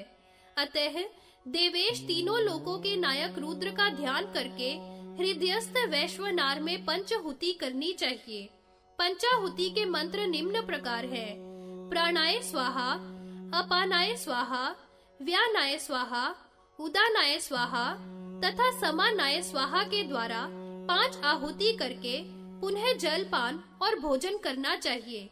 इसके बाद प्रार्थना करें कि सब जगत के स्वामी, हे प्रभु, आप प्रसन्न होइए। देवताओं में श्रेष्ठ आप ही हैं। हमारा हवन किया हुआ यह अन्न आपका ही स्वरूप है। इस प्रकार रुद्र की प्रार्थना करें। यह योगाचर ब्रह्मा ने कहा है। इसे पाशुपत व्रत जानना चाहिए। इसे पढ़े व सुनावे तो परम गति को प्राप्त होता है। शौचाचार लक्षण। सूत जी बोले, हे ऋषियों, अब मैं आप लोगों के लिए शौचाचार का लक्षण कहूँगा, जिसका पालन करने से मुनि लोग परम गति को पाते हैं। इसको पूर्व में ब्रह्मा जी ने संपूर्ण प्राणियों के हित के लिए कहा था, उसको मैं अब संक्षेप से कहता हूँ। शौच मुनियों के लिए उत्तम पद प्रदान करने वाला है। इसमें प्रमाद न करने वाला मुनि कभी भी नष्ट नहीं होता है। मान और अपमान मुनियों का विष और अमृत है। मान उनको अमृत है और अपमान विष है। यम और नियमों का पालन करता हुआ तथा गुरु के हित में सदा तत्पर रहकर 1 वर्ष तक रहे। इस पृथ्वी पर उत्तम धर्म का आचरण करता हुआ ज्ञान योग को धारण करता है। आँखों के द्वारा जल को छानकर पवित्र करके पीना चाहिए। सत्य के द्वारा वाक्य को पवित्र करके वचन बोलने चाहिए और मन के द्वारा पवित्र होकर आचरण करने चाहिए। मछली पकड़ने वाले को 6 मास में जो पाप लगता है, वह अपवित्र जल पीने वाले को केवल 1 दिन में ही लग जाता है। अपवित्र जल पीने वाले को अघोर मंत्र का जप करना चाहिए, तब शुद्धि को प्राप्त करता है। उसे शंभू का घी, दूध आदि के द्वारा विस्तार पूर्वक पूजन करना चाहिए और 3 परिक्रमा करनी चाहिए, तो वह शुद्ध हो जाता है। इसमें कोई संदेह नहीं। आतिथ्य सत्कार में तथा यज्ञ आदि में योगी को नहीं जाना चाहिए। योगी को अहिंसक होना चाहिए। अग्नि धुआं के रहित हो जाए, सब भोजन कर चुके हो, तब नगर या गांव में योगी को भिक्षा के लिए जाना चाहिए। वनस्थ और यायावर महात्माओं के यहाँ भिक्षा करनी चाहिए। गृहस्थी, श्रद्धालु तथा श्रोत्रियों के घर जाकर भिक्षा करनी चाहिए। दधि भक्षक, दूध भक्षक तथा अन्य नियम वाले मनुष्य भिक्षा करने वाले की 16वीं कला को भी नहीं प्राप्त कर सकते। भिक्षाचारी को जितेंद्रिय तथा भस्मशायी होना चाहिए। परम पद की इच्छा वाले को पाशुपत योग धारण करना चाहिए। सब योगियों को चांद्रायण व्रत श्रेष्ठ है। इसे 1, 2 या 4 अपनी शक्ति सामर्थ्य के अनुसार करे। चोरी न करना, ब्रह्मचर्य धारण करना, लोभ न करना, त्याग करना तथा हिंसा न करना, ये 5 व्रत करने चाहिए। फिर अक्रोध, आहार में लघुता, नित्य स्वाध्याय ये नियम कहे हैं, इनका पालन करना चाहिए। दम, शम, सत्य और अपाय, मौन, सब प्राणियों के प्रति नम्रता, यह अतीन्द्रिय ज्ञान शिव स्वरूप है, ऐसा ज्ञानी लोग कहते हैं। जो मनुष्य सदाचार में रत हैं, अपने धर्म का पालन करने वाले हैं, शांत हैं, वे सब लोगों को जीत कर ब्रह्मलोक को जाते हैं। ब्रह्मा जी ने जो सनातन धर्म का उपदेश संपूर्ण भूतों का हित करने वाला कहा है, उसे मैं हे मुनीश्वरों आप लोगों से कहता हूँ। गुरु तथा उपदेश करने वाले वृद्धों का आदर तथा प्रणाम करना चाहिए। ब्राह्मण और गुरुओं को अष्टांग प्रणाम 3 बार तथा 3 बार प्रदक्षिणा करनी चाहिए। छल, चुगली, अधिक हास त्याग देना चाहिए। गुरु के सामने प्रतिकूल बात नहीं करनी चाहिए। यति के आसन, वस्त्र, दंड, खड़ाऊ, माला, शयन स्थान, पात्र और छाया और उनके यज्ञ पात्र, इनको पैरों से नहीं छूना चाहिए। देवद्रोह और गुरुद्रोह नहीं करना चाहिए। यदि प्रमाद से ऐसा हो जाए तो कम से कम 1000 प्रणव का जप करना चाहिए। ब्राह्मण को संध्या का विच्छेद होने पर 3 बार संध्या की आवृत्ति करनी चाहिए। भस्म से कांसे की, लोहे की क्षार से, तांबे की अमल से तथा सोने चांदी के पात्र जल मात्र से ही शुद्ध हो जाते हैं। तृण काष्ठ आदि की शुद्धि जल के छींटा मात्र से हो जाती है तथा यज्ञ के पात्र गर्म जल से शुद्ध होते हैं। ब्राह्मण को सो करके, छींक करके, थूक करके, खा करके, अध्ययन आदि के लिए आचमन करना चाहिए। मैथुन करके, पति का स्पर्श करके, कुक्कुट, स्वान, कुकर, खर, काक, ऊंट का स्पर्श करके शुद्ध जल के स्नान से पवित्र होता है। रजस्वला तथा सूतिका का स्पर्श नहीं करना चाहिए। रजस्वला से वार्तालाप भी ना करे। वह प्रथम दिन चांडाल, दूसरे दिन ब्रह्मघातिनी, तीसरे दिन रजीकी तथा चौथे दिन शुद्ध होती है। स्नान, शौच, गायन, रोदन, हसन, गमन, काजल लगाना, जुआ खेलना, दिन में सोना, दांतुन करना, मैथुन कर्म, मन वाणी के द्वारा देव पूजन, रजस्वला स्त्री द्वारा त्यागा जाना चाहिए। इस प्रकार सदाचार सभी प्राणी मात्र के लिए कहा है। जो पवित्र होकर सदाचार को पढ़े या सुने या ब्राह्मण के द्वारा श्रवण करे, वह ब्रह्मलोक को प्राप्त करके ब्रह्मा के साथ आनंद को पाता है। यतियों के पाप शोधन, प्रायश्चितों का वर्णन। सूत जी बोले, हे मुनीश्वरों, इससे आगे मैं शिव का कहा हुआ यतियों के लिए पाप शोधन और प्रायश्चित कहूँगा। मन, वाणी और शरीर से होने वाले पाप 3 प्रकार के होते हैं, जो रात दिन होते रहते हैं। इनसे जगत लिपट रहा है। प्रमादी जन का योग ही बल है। योग से श्रेष्ठ मनुष्यों को और शुभ नहीं है। इससे धर्मात्मा मनीषी अविद्या को विद्या से जीतकर उत्तम ऐश्वर्य प्राप्त कर योग की ही प्रशंसा करते हैं। यतियों के व्रत, उपव्रत के व्यतिक्रम में प्रायश्चित विधान होता है। यति यदि कामना से स्त्री को पाता है तो उसे 100 प्राणायाम से युक्त सांतपन नामक व्रत करना चाहिए और फिर सावधान हो अंत में कृच्छ व्रत करना चाहिए। यति यदि प्रमादी होकर पूर्व आश्रम में आकर विषयों में प्रवृत्त होता है तो वह असत है और हिंसा करने वाला है। उसे ऐसा दारुण कार्य नहीं करना चाहिए, क्योंकि ऐसे कार्यों से वह अधर्मी बन जाता है। यति को अधर्म में फंसाकर झूठ नहीं बोलना चाहिए। परम आपत्ति आने पर भी यति को चोरी नहीं करनी चाहिए। चोरी से अधिक और कोई अधर्म नहीं है, ऐसा श्रुति कहती है। चोरी को परम हिंसा कहा गया है, क्योंकि जो जिसका द्रव्य है वह उसके वहिश्चर प्राण है। जो उसके धन को हरता है वह उसके प्राणों को हरता है। ऐसा करने वाले को 1 वर्ष तक चांद्रायन व्रत करना चाहिए। यति को कर्म से, मन से, वाणी से किसी भी जीव की हिंसा नहीं करनी चाहिए।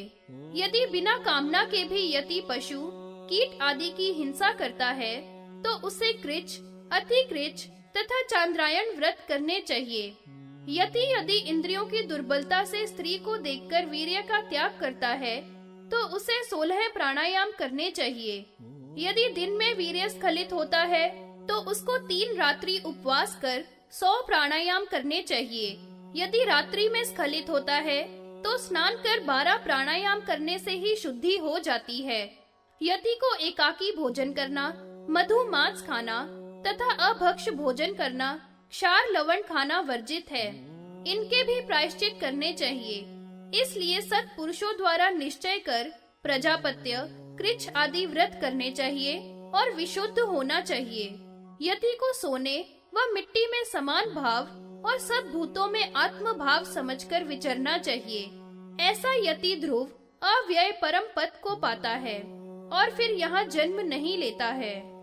योगियों को अपने लक्ष्य प्राप्ति में आए हुए अरिष्टों का तथा मृत्यु सूचकों का वर्णन। सूत जी बोले, अब मैं आपके प्रति अरिष्टों को कहूँगा जिससे योगी लोग मृत्यु को देखते हैं। अरुंधति को, ध्रुव तारे को तथा महापथ को जो नहीं देखता वह मनुष्य 1 वर्ष से अधिक नहीं जीता है। सूर्य को बिना किरणों के तथा अग्नि को किरणों से युक्त देखता है, वह 11 महीने से अधिक नहीं जीता है। मूत्र और पुरुष को सोने और चांदी के रूप में देखता है तथा वमन करता है। चाहे स्वप्न में ऐसा देखे या प्रत्यक्ष, वह 10 महीने में मृत्यु को पाता है। सोने के वर्णों का वृक्ष अथवा गंधर्व नगर तथा प्रेत पिशाचों को स्वप्न में देखता है, वह 9 महीने से ज्यादा नहीं जीता। जो अचानक अत्यंत स्थूल या अत्यंत कृशकायकों को देखता है, वह 8 महीने तक मृत्यु को पाता है। धूली या कीच में जिसके पैर आगे या पीछे से खंडित रूप में दिखते हैं, वह 7 महीने तक जिंदा रहता है। काक, गिद्ध, कपोत अथवा दूसरा मांस खाने वाला पक्षी जिसके सिर पर बैठ जाता है, वह 6 मास तक जीता है। धूल की वर्षा में कौवा पंक्तियों में उड़ता हो तथा अपनी छाया को विकृत देखता है, वह 4 या 5 महीने तक जीता है। बिना बादल के जो बिजली को देखता है और दक्षिण दिशा में अपने को स्थित देता है तथा जल में इंद्रधनुष को देखता है, वह केवल 2-3 महीने ही जीता है। जल में अथवा दर्पण में जो अपनी आत्मा को नहीं देख पाता अथवा बिना सिर के देखता है, वह 1 मास से ऊपर नहीं जीता। मुर्दे की सी अथवा चर्बी की सी गंध अपने शरीर में देखता है, वह 15 दिन से ज्यादा नहीं जीता। रीछ, बंदरों से युक्त रथ में बैठकर जो दक्षिण दिशा को नाचता गाता हुआ जाता है, उसकी मृत्यु उपस्थित ही समझिए। काले वस्त्र पहने हुए काले रंग की स्त्री जिसको स्वप्न में दक्षिण दिशा की ओर ले जाए, वह नहीं जी सकता। अपने कंठ में जो मनुष्य छेद देखता है या नंगे सन्यासी को देखता है, उसकी मृत्यु उपस्थित ही है। जो दिन में या रात्रि में बार बार डरता है, दीप की गंध जिसको नहीं आती, जिसकी जीभ काली और कड़ी हो गई हो तथा मुख कमल का सा लाल हो और कपोलों पर पीली पीली फुंसी उठ आवे, उसकी मृत्यु शीघ्र हो जाती है। दिन या रात्रि में प्रत्यक्ष पीटा जाता हो परंतु उसे वह नहीं देख पाता, उसे गत आयु जानना चाहिए। ऐसे अरिष्टों को देखकर बुद्धिमान मनुष्य विषाद और खेत को छोड़कर पूर्व अथवा उत्तर दिशा में चला जाए, वहां एकांत से पूर्व या उत्तर मुख बैठकर आचमन करे तथा महेश्वर को प्रणाम करके सीधा शांत बैठे। जैसे निर्वात स्थान में दीपक स्थिर हो जाता है, ऐसे स्थिर बैठे और महेश्वर का ध्यान नाक, कान, आँख, मन, बुद्धि के द्वारा करता रहे। ओंकार से देह को पूर्ण करे। ओंकार को 3 मात्रा वाला जानना चाहिए।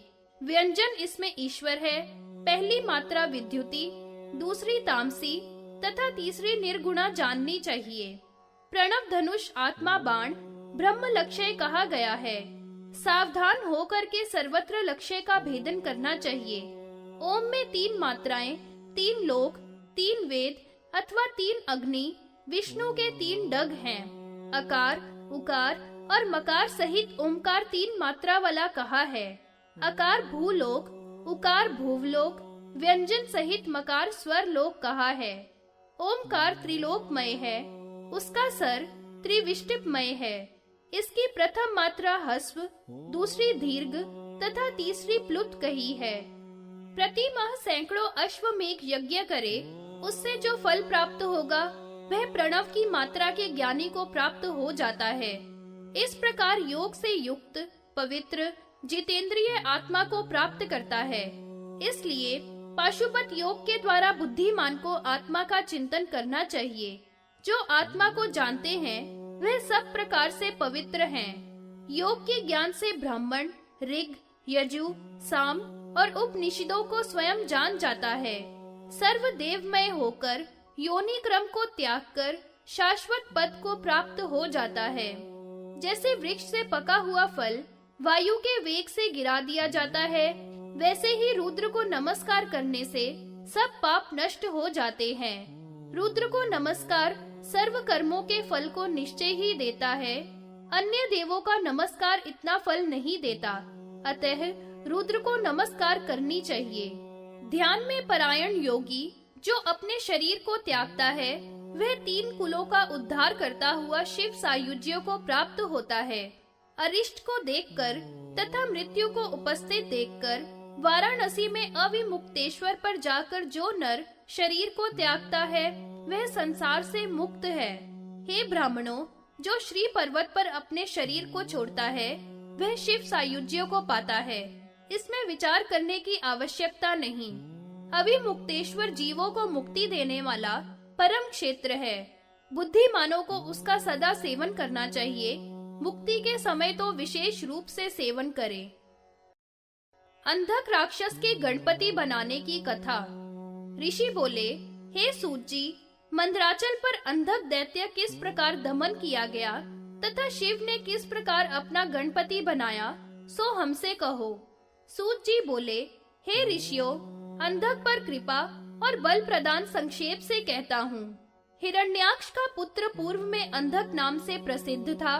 उसके सोने के से नेत्र थे। उसने तपस्या द्वारा ब्रह्मा जी से अवध्य होने का वरदान प्राप्त कर लिया।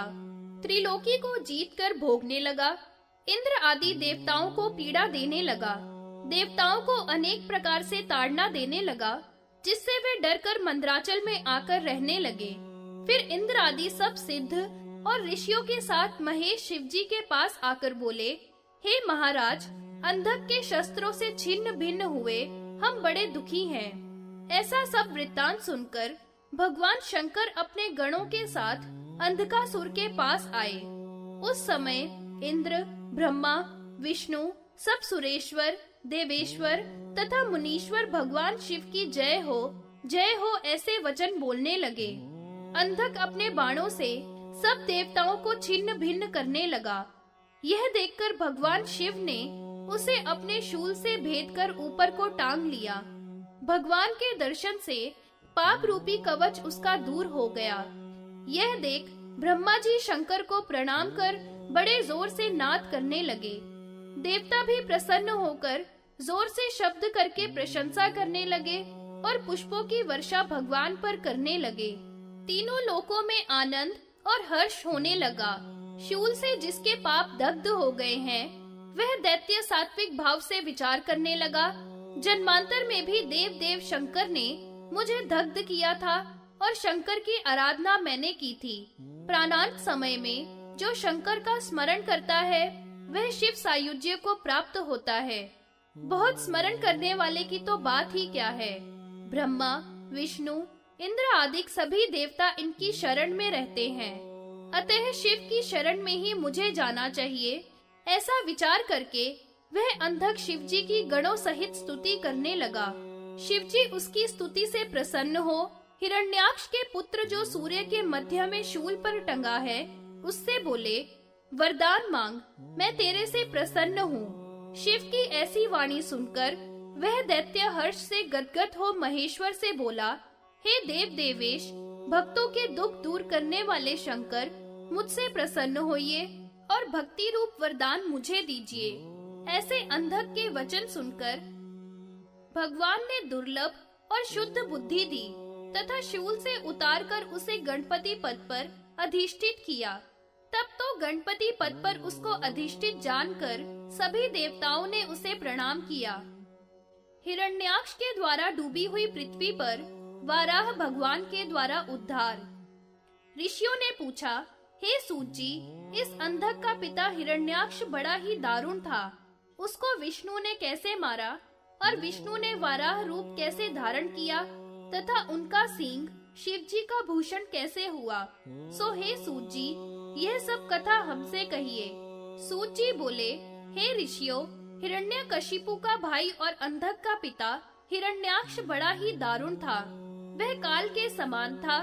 उसने सभी देवताओं को जीतकर पृथ्वी को भी रसाताल में ले जाकर बंदी बना लिया था। ब्रह्मादिक सभी देवताओं को ताड़ना देने लगा। तब सभी देवता दुखी होकर विष्णु भगवान के पास गए और प्रणाम करके बोले, हे प्रभो, हिरण्याक्ष दुष्ट ने पृथ्वी को बंदी बना लिया है और हम सब उसके भय से बड़े दुखी हैं। यह सुनकर भगवान विष्णु ने घोर वाराह का रूप धारण किया और दंष्ट्रा के आगे के भाग से उस महादैत्य का संहार किया। इसके बाद रसाताल में जाकर वहां से पृथ्वी को लाकर पूर्ववत स्थापित किया। तब सभी ब्रह्मादिक देवताओं ने वाराह भगवान की स्तुति की। हे भगवान, आप प्रसन्न होइए। आपने इस महाअसुर को पुत्र भृत्य आदि के सहित अपनी दाढ़ के अग्रभाग से ही मार दिया। आपकी जय हो। इस प्रकार की स्तुति करते हुए सब देवताओं ने भूमि पर सिर रखकर वाराह भगवान को प्रणाम किया और पुनः पृथ्वी की वंदना करने लगे। हे धरणी, हे देवी, तुम लोकों को धारण करने वाली हो। हे मृत्तिके, सब पापों को दूर करो। हम सब मन, वचन और कर्म से तेरी स्तुति कर रहे हैं। सूत जी कहने लगे, हे द्विजो, इस प्रकार देवताओं के द्वारा स्तुति की गई।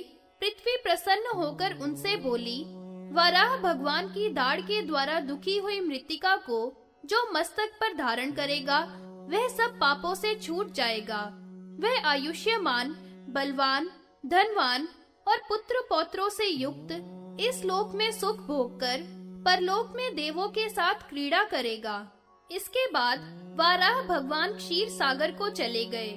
उनकी दाढ़ को देव देव महेश्वर ने ग्रहण कर लिया और उसका भूषण बनाकर दाढ़ी के नीचे हृदय पर धारण किया। उस समय सब इंद्र आदि देवताओं ने शिव की स्तुति की। इस प्रकार देवाधिदेव विष्णु ने धरा को स्थापित किया, जो सब जीवों का आधार है और विष्णु भगवान का कलेवर है। उस समय ब्रह्मा तथा अन्य देवों के साथ भगवान भव ने लीला की और विष्णु के अंग विभाग धाड़ से भूषित हुए। इसी से महेश्वर को दंष्ट्री कहा गया है। शिव जलंधर युद्ध तथा जलंधर का वध। ऋषि बोले, जटा के मुकुट वाले भग के नेत्र हरने वाले शंकर ने इंद्र के पराक्रम को हरण करने वाले जलंधर का वध किस प्रकार किया था? सो हे सूत जी, आप कृपा करके हमसे कहिए। सूत जी बोले, हे द्विजो, जल मंडल से उत्पन्न जलंधर नामक दैत्य था। उसने तपस्या से बहुत बल प्राप्त किया। उसने यक्ष, गंधर्व, उरग, देव, दानव सभी को जीत लिया। ब्रह्मा को भी जीत लिया। फिर देव देव विष्णु को जीतने के लिए उनके साथ लगातार युद्ध किया। जलंधर ने विष्णु को भी जीत लिया। जलंधर जनार्दन को जीतकर विष्णु से बोला, मैंने तुमको युद्ध में जीत लिया, अब केवल शंकर बाकी है। उसके गणों के साथ और नंदी के साथ क्षण मात्र में जीतकर मैं ही रुद्र पने को, ब्रह्म पने को तथा विष्णु पने को और इंद्र पने को तुम्हारे लिए प्रदान करूंगा, ऐसा राक्षसों से कहा। जलंधर के ऐसे वाक्य सुनकर राक्षस बड़े जोर से शब्द करने लगे। दैत्यों के साथ रथ, घोड़ा, हाथी आदि को लेकर यह महाबली शिवजी के पास गया। भग के नेत्रों का नाश करने वाले शिवजी ने इसको अवध्य सुन रखा था। ब्रह्मा के वचनों की रक्षा करते हुए शंभु, पार्वती और नंदी आदि गणों के सामने हंसते हुए कहने लगे कि मुझको अब क्या करना चाहिए। फिर राक्षस से बोले कि हे दैत्यराज, मेरे बाणों से छिन्न मस्तक वाला होकर तू मृत्यु को प्राप्त होगा। जलंधर शिव के वचन सुनकर बोला, हे वृषभ ध्वज, ऐसे वचनों से क्या लाभ? चंद्रमा के समान चमकते हुए शस्त्रों से लड़ने के लिए यहाँ आया हूँ। यह सुनकर रुद्र ने पैर के अंगूठों से जल ही जल कर दिया और हंसते हुए बोले कि मेरे पैर के द्वारा बने इस महासमुद्र में से यदि तू बाहर निकल आवे तो मेरे साथ युद्ध में समर्थ हो सकता है, अन्यथा नहीं। हंसता हुआ जलंधर बोला कि हे शंकर, तुझे गदा के द्वारा और देवताओं सहित इंद्र को मारकर मैं चराचर को हनन कर सकता हूँ, जिस प्रकार सर्प के बच्चों को गरुड़ मार डालता है। हे शंकर, ऐसा कौन है जो मेरे बाणों से छेदन न किया गया हो? मैंने बालकपन में तपस्या से ब्रह्मा को जीत लिया, जवानी में देवता और ऋषि मुनियों को, तपस्या के बल से मैंने तीनों लोगों को क्षण मात्र में दग्ध कर दिया। हे रुद्र, तेरी क्या, विष्णु को मैंने जीत लिया। इंद्र, अग्नि, वरुण, कुबेर आदि देवता मेरी गंध को भी नहीं सह सकते, जैसे नाग गरुड़ की गंध को नहीं सह सकते।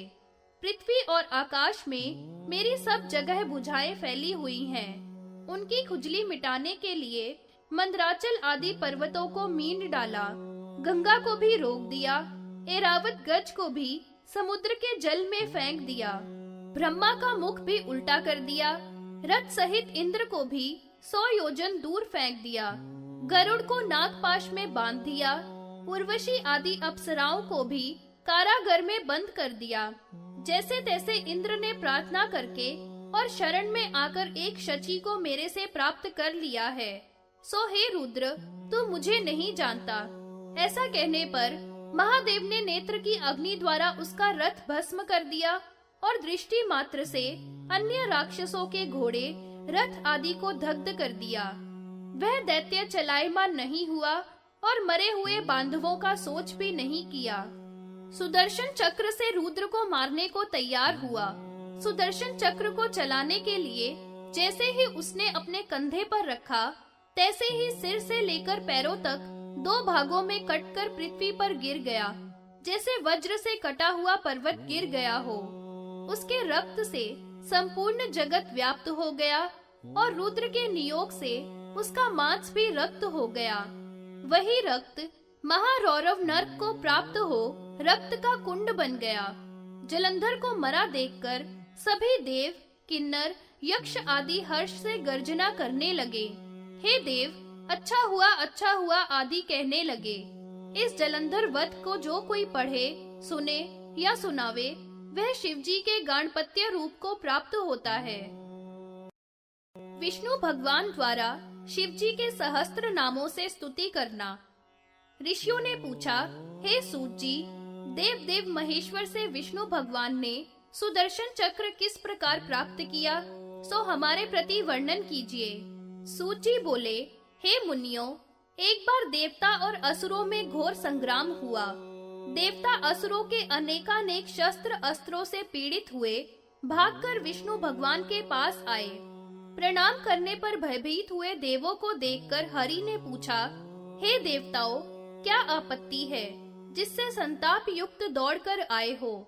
देवता बोले, हे विष्णु, हम लोग दैत्यों से पराजित हुए आपकी शरण में आए हैं। तुम ही जगत के कर्ता और हर्ता हो, हमारी रक्षा करो। वे दैत्य देव वरदान के कारण वैष्णव, रौद्र, सौर, वायवय आदि शास्त्रों से अवध्य हैं। आपका चक्र जो सूर्य मंडल से उत्पन्न है, कुंठित है। दंड, शारंग और सब शस्त्र दैत्यों ने प्राप्त कर लिए हैं। पूर्व में त्रिपुरारी शिव ने जलंधर को मारने के लिए जो तीक्ष्ण चक्र निर्माण किया था, उससे मार सकोगे, अन्य शस्त्रों से नहीं। विष्णु बोले, हे देवो, त्रिपुरारी ने जो चक्र जलंधर के वध के लिए बनाया है, उसी से सब दैत्यों को बंधु बांधवों सहित मारकर तुम्हारे संताप को दूर कर दूंगा। ऐसा कहकर विष्णु ने हिमालय शिखर पर महादेव के लिंग की स्थापना करी, जो कि मेरु पर्वत के समान विश्वकर्मा ने निर्माण किया। शिव सहस्त्र नाम से विष्णु भगवान ने पूजन किया और स्तुति की। सहस्त्र नाम से पूजन करते हुए प्रत्येक नाम पर कमल पुष्प से पूजन करने लगे और समिधा स्थापित कर अग्नि में सहस्त्र नाम से आहुति की। श्री विष्णु ने शिव के सहस्त्र नाम का पाठ किया। हे भव, शिव, हर, रुद्र, नील लोहित, पद्मलोचन, अष्टमूर्ति, विश्वमूर्ति, वामदेव, महादेव इत्यादि सहस्त्र नाम से स्तुति की। हे ऋषियों, इस प्रकार हरि सहस्त्र नाम से स्तुति करते हुए प्रत्येक नाम पर कमल अर्पण करते रहे। शिव ने हरि की परीक्षार्थ 1000 कमलों में से एक कमल छिपा दिया। हरि विचार करने लगे, क्या किया जाए। एक कमल कम हो गया, सो अपने नेत्र रूपी कमल को निकालकर शिव को अर्पण कर दिया। इस भाव से प्रसन्न हुए शिवजी अग्नि मंडल से प्रकट हुए। उस समय उनका हजारों सूर्य मंडल के सदृश तेज था। वे जटा, मुकुट से शोभित शूल, टंक, गदा, चक्र, पाश आदि धारण किए हुए थे। ऐसे उग्र रूप को देखकर हरि भगवान ने शंभु को नमस्कार किया। देवता भय से भागने लगे। ब्रह्मलोक चलायमान हो गया। वसुंधरा कांपने लगी। शिव का तेज 100 योजन तक जलाने लगा। ऊपर नीचे के सभी लोकों में हाहाकार मच गया। उस समय शंकर हंसते हुए विष्णु से बोले, हे जनार्दन, मैंने तुम्हारे देव कार्यों को जान लिया है। यह सुदर्शन चक्र तुम्हारे लिए देता हूँ। ऐसा कहकर हजारों सूर्य के समान तेज वाला चक्र और ब्रह्म पद्म के सदृश हरि को दे दिया और तब से हरि का नाम पद्माक्ष पड़ा। शिव ने कहा, हे पुरुषोत्तम, मैं तुम्हारी भक्ति से प्रसन्न हूँ, तुम वरदान मांगो। तब विष्णु बोले, हे देव, आपकी भक्ति बनी रहे और आप प्रसन्न रहिए, यह वरदान मांगता हूँ और कुछ नहीं। यह सुनकर शिव बोले, तुम्हारी मेरे में भक्ति बनी रहेगी और तुम सब देवों के पूज्य और वंदनीय बने रहोगे। जब दक्ष की पुत्री सती पिता के अपमान से भस्म होगी और फिर दिव्य रूप से हिमाचल की पुत्री उमा होगी, उस समय तुम ही अवतार लेकर ब्रह्मा की आज्ञा से उमा को मेरे लिए प्रदान करोगे। तब मेरे संबंधी तुम लोकों में पूज्य होगे। ऐसा कहकर नील लोहित भगवान अंतर ध्यान हो गए। जनार्दन भगवान ने सब युक्तियों से ब्रह्मा के समीप यह कि मेरे द्वारा पठित जो यह स्तोत्र है, इसको जो पढ़े या सुने, उसके प्रति नाम पर स्वर्ण दान का फल मिलेगा और 1000 अश्वमेघ यज्ञ का फल प्राप्त होगा। जो इस सहस्त्र नाम द्वारा घृत अथवा जल से शंकर भगवान को स्नान कराएगा, उसे भी सहस्त्र यज्ञ का फल प्राप्त होगा और रुद्र का प्यारा होगा। तब ब्रह्मा जी भी हरि भगवान से तथास्तु कह अपने लोक को चले गए।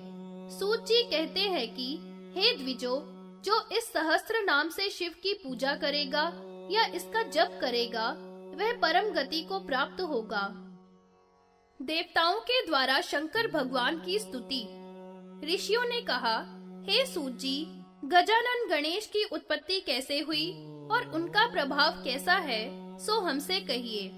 सूत जी कहने लगे, जिस अवसर पर इंद्र, उपेंद्र आदि देवगण दैत्यों के धर्म कर्म विध्वंस करने लगे और दैत्य, असुर, दानव क्रूर कर्म करने वाले तमोगण, रजोगण स्वभाव वाले, वे सभी भूमि पर अपने को निर्विघ्न की इच्छा वाले होकर यज्ञ, दान, तप से महेश्वर को, ब्रह्मा को, हरि को प्रसन्न करने लगे और उनसे वरदान प्राप्त करके हमारी सदा विजय हो, यह चाहने लगे।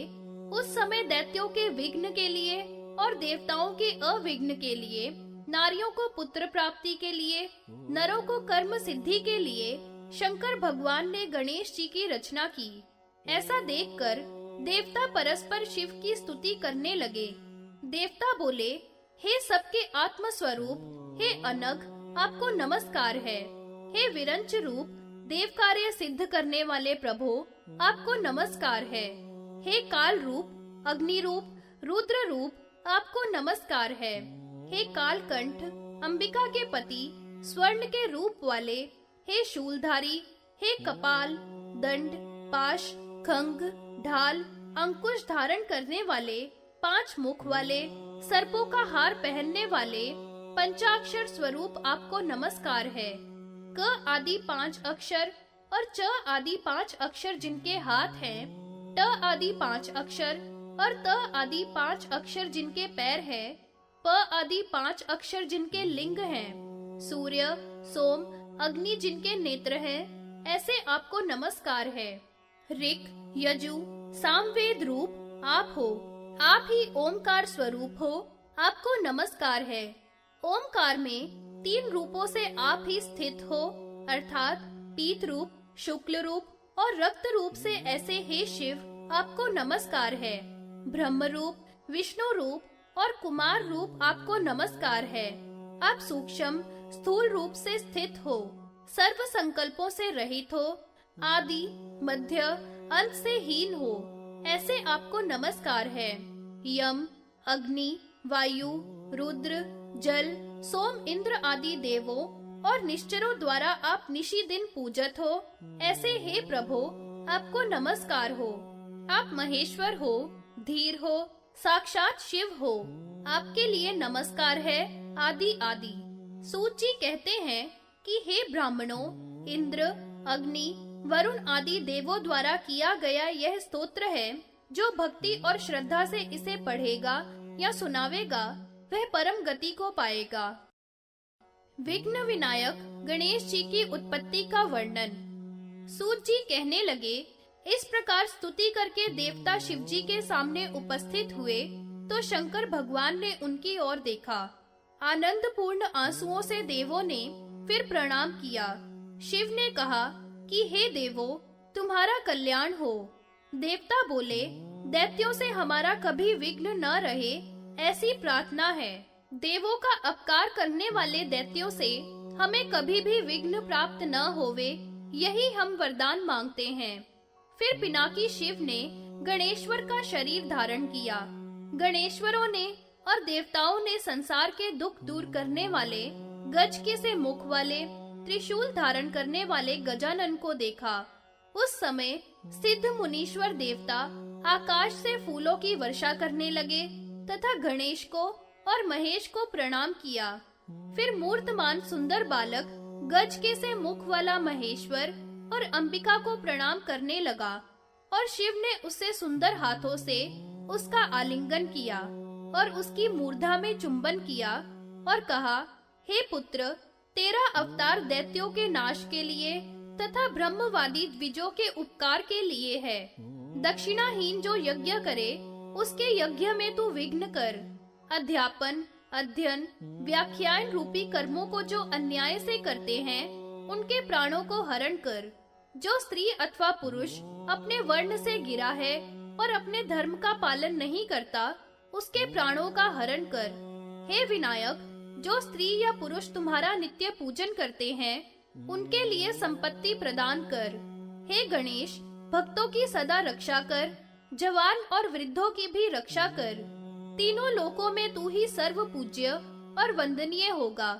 जो ब्राह्मण तुझको, नारायण को या ब्रह्मा को यज्ञ आदिकों में पूजेंगे उनमें सबसे पहले तुम्हारा पूजन करेगा।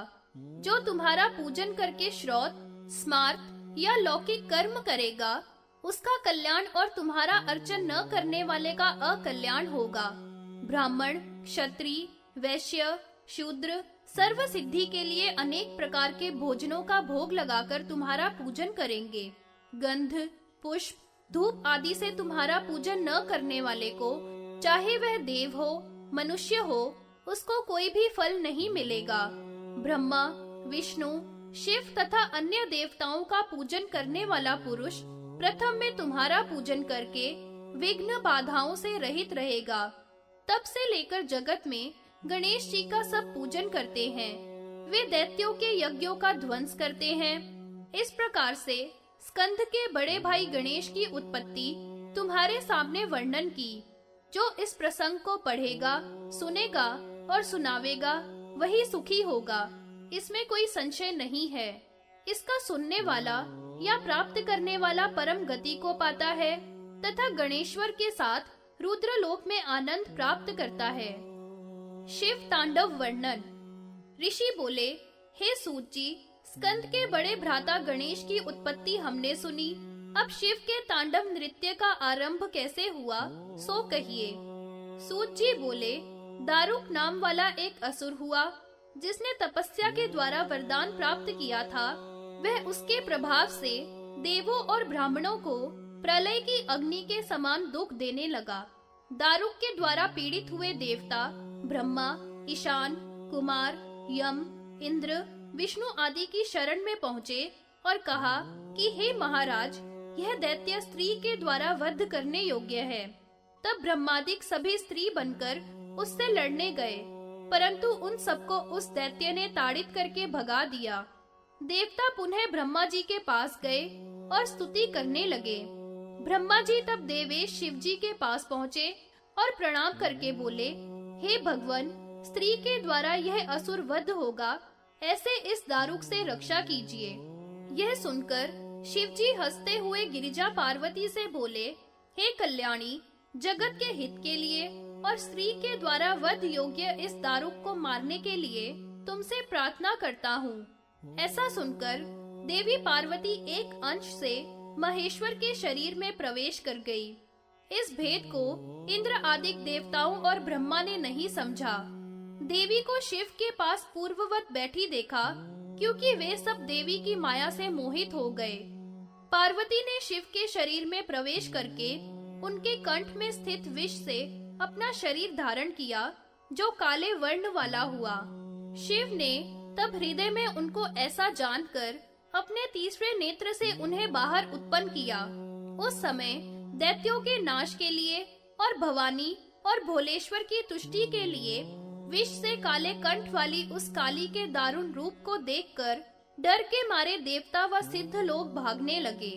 उस काली के ललाट में तीसरा नेत्र है, ललाट में चंद्र रेखा है, कंठ में कराल विष का चिन्ह है, हाथ में भयंकर त्रिशूल है, नाना प्रकार के आभूषण हैं, दिव्य वस्त्र धारण किए हुए हैं। इसके बाद ऐसी देवी ने पार्वती की आज्ञा से देवताओं को दुख देने वाले ब्रह्म दारुक असुर को मार दिया, परंतु उसके क्रोध की ज्वाला से संपूर्ण लोक जलने लगा। उसके क्रोध शांति के लिए शिव ने शमशान में बालक का छोटा रूप धारण किया और बच्चे के समान रोने लगे।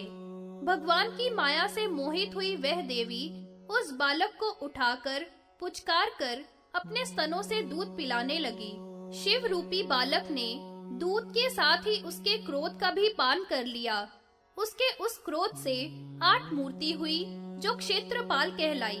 इस प्रकार बालक रूपी शिव ने उस देवी का क्रोध पी लिया तो वह मूर्छित हो गई। तब उस देवी को होश में लाने के लिए तांडव नृत्य किया। सायंकाल के समय सब भूतों और प्रेतों के सहित त्रिशूल हाथ में लेकर शिव ने नृत्य किया। शंभू के कंठ पर्यंत नृत्य रूपी अमृत का पान कर वह भी नाचने लगी। तब उसको योगिनी कहा गया। उस समय ब्रह्मा, इंद्र आदि देवताओं ने उस देवी काली की तथा पार्वती की स्तुति करके प्रणाम किया। इस प्रकार त्रिशूल धारण करने वाले शिव का तांडव मैंने संक्षेप से कहा। उपमन्यु का चरित्र। ऋषि बोले, हे सूत जी, पूर्व काल में उपमन्यु ने महेश्वर से गांडपत्य पद और दूध का समुद्र कैसे प्राप्त किया, सो हमारे प्रति वर्णन कीजिए। सूत जी बोले, उपमन्यु नाम वाले मुनि अति तेजस्वी बालक थे। उन्होंने मामा के घर जाकर थोड़ा सा दूध पिया था। मामा के पुत्र ने ईर्ष्या के कारण उसे दूध नहीं पीने दिया और सब दूध को स्वयं पी गया। उपमन्यु ने अपनी माता से गरम गरम उत्तम दूध मांगा। माता ने पुत्र को आलिंगन करके बहुत समझाया, परंतु उपमन्यु दूध और दो ऐसी बातें कहता हुआ जोर जोर से रोने लगा। सिले को बीनकर कुछ अन्नों के दाने पीसकर और जल में घोलकर माता ने दुखी होकर पुत्र को दिया। उस बनावटी दूध को पीकर बालक ने कहा कि हे माता, यह दूध नहीं है। माता ने चुंबन करके और उसके नेत्रों को पोंछकर कहा, हे पुत्र, रत्नपूर्ण नदी स्वर्ग से पाताल तक बह रही है, परंतु भाग्यहीन और शिव की भक्ति से हीन मनुष्य उसे नहीं देख पाते हैं। राज्य, स्वर्ग, मोक्ष, दूध से बने उत्तम भोजन तथा और भी उत्तम वस्तु उनको नहीं मिल पाती, जिन पर शिव प्रसन्न नहीं है। यह सब भगवान शिव की कृपा से मिलते हैं। दूध हमें कहाँ मिलेगा? पूर्व जन्म में हमने न तो शिव का पूजन किया और शिव का लक्ष्य जप भी नहीं किया। यह सुनकर बालक माता को प्रणाम करके बोला, हे माता, तू शोक को त्याग।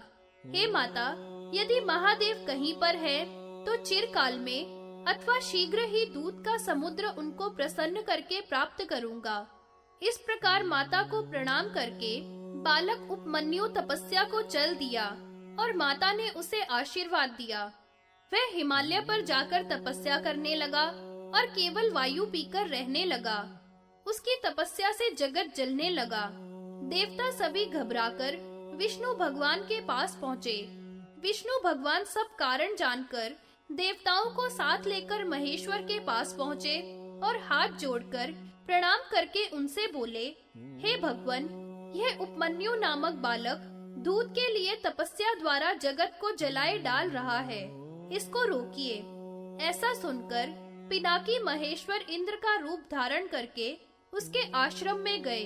उसे देखकर रूपधारी शिव बोले, हे बालक, तू वर मांग, तुझे मैं वर दूंगा। तेरे तप से मैं प्रसन्न हूँ। मुनि उपमन्यु ने कहा कि मैं शिव में भक्ति चाहता हूँ। यह सुनकर कुछ कुपित से होकर शिव ने कहा, हे मुनि, तीनों लोकों के द्वारा नमस्कृत सब देवों का स्वामी देवराज इंद्र, मुझको जान, मेरी भक्ति कर, सब प्रकार का कल्याण तुझे दूंगा। निर्गुण शिव का आग्रह त्याग।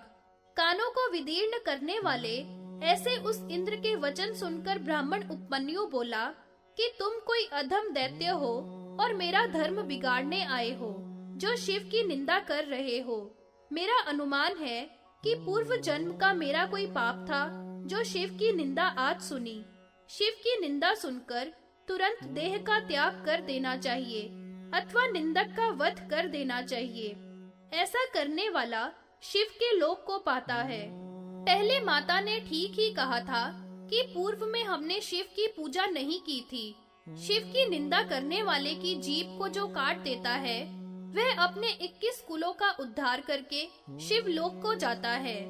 ऐसा कहकर अथर्वास्त्र से इंद्र रूपी शिव को मारने की इच्छा की। भस्म की मुट्ठी भरकर उसने इंद्र पर फेंकी और अपनी देह को दग्ध करने के लिए आग्नेय मंत्र का ध्यान किया। भगवान शंकर ने तब चंद्रकास्त्र से उस अस्त्र का निवारण किया और बालेंदु रूप से अपना स्वरूप ब्राह्मण को दिखाया। हजारों दूध की धाराएं, दूध का समुद्र, दही आदि का समुद्र, बालकों को भक्ष्य भोज्य पदार्थों का समुद्र, पूजाओं का पर्वत सामने दिखाते हुए शिवजी उससे बोले, हे ब्राह्मण, भाई बंधुओं सहित इस सब का उपभोग कीजिए। पुनः गिरिजा की तरफ देखते हुए हंसकर कहा कि हे देवी, मैंने इसे पुत्र रूप में स्वीकार कर लिया है और हे मुने, अब तेरा पिता महादेव और तेरी माता जगन माता पार्वती है। मैं तुझे अमर बना और अपना गाणपत्य पद देता हूँ। जो भी और कुछ मांगना हो वह मुझसे कहो। ऐसा कहकर महादेव ने दोनों हाथों से उठाकर उसके मूर्धा में चुंबन किया और देवी को दिया। देवी ने प्रसन्न होकर उसको योग, ऐश्वर्य, ब्रह्म विद्या तथा सदा कुमारत्व इत्यादि वरदान दिए। वह बालक हाथ जोड़कर गदगद वाणी से शंकर और भवानी की स्तुति करता हुआ बोला, हे देव देवेश, मुझ पर प्रसन्न होइए और आपकी अव्यभिचारिणी भक्ति बनी रहे तथा आपकी हमेशा निकटता बनी रहे। इस प्रकार मुनि के कहने पर भगवान शिव उसे अभीप्सित वरदान देकर अंतर ध्यान हो गए। द्वादश अक्षर मंत्र की प्रशंसा। ऋषि बोले, हे सूत जी, किसका जप करने पर सब भय और पापों से मुक्त होकर परम गति को प्राप्त होता है, सो कहिए। सूत जी बोले, बहुत पहले ब्रह्मा ने वशिष्ठ के लिए जो विषय कहा है, वह सब लोगों के हित के लिए तुमको संक्षेप में कहूँगा। देव देव विष्णु भगवान ब्रह्मवादियों को मोक्ष देने वाले हैं। मन से, कर्म से, वाणी से उन नारायण का जप, स्मरण और चिंतन सोता हुआ, चलता हुआ, पलक खोलता हुआ, बंद करता हुआ भी सदा करना चाहिए। नमो नारायण का सदा जप करने वाला भोज्य, पेय, लेह्य आदि सभी पदार्थों को नमो नारायण से अभिमंत्रित करके खाता है, वह पुरुष परम गति को पाता है। अलक्ष्मी को मैंने दुस्सह की पत्नी बताया। लक्ष्मी देव देव भगवान जो हरि है उनकी पत्नी है। वह उनके भक्तों के घर में क्षेत्र में सदा निवास करती हैं। सर्व शास्त्रों का अवलोकन करके तथा बार बार मनन करके यही सबने निश्चय किया है कि सदा नारायण का जप करना चाहिए। नमो नारायणाय सब सिद्धि प्रदान करने वाला है। इससे इस मंत्र का जाप करने वाला सबांधव विष्णु लोक को प्राप्त करता है। अन्य भी विष्णु भगवान का जो मंत्र जिसे मैंने अभ्यास में लिया है वह 12 अक्षर मंत्र है। उसका महात्म्य तुम्हें संक्षेप से कहता हूँ। कोई ब्राह्मण तपस्या करके एक पुत्र को उत्पन्न कर उसके यथा विधि उपनयन आदि संस्कार कर पढ़ाने लगा, परंतु न तो वह कुछ बोलता है और न ही उसकी जीभ हिलती है। इससे वह ब्राह्मण बड़ा दुखी हुआ। वासुदेव ऐसा कहने पर वह ऐतरेय ऐसा बोलता है। उसका पिता दूसरी स्त्री के साथ विवाह करके बहुत से पुत्रों को उत्पन्न करता हुआ वेदों को पढ़कर सब प्रकार संपन्न हुआ। इससे ऐतरेय की माता सब प्रकार से दुखी होकर कहने लगी कि ये पुत्र वेद वेदांत पारंगत ब्राह्मणों से पूज्यमान होकर अपनी माता को कैसे प्रसन्न कर रहे हैं। तो मंद भागिनी का मेरा पुत्र कैसा भाग्यहीन है। मेरा इस समय मरना ही ठीक है, जीवन से कोई लाभ नहीं है। माता से इस प्रकार कहा हुआ वह यज्ञ स्थान में पहुंचा।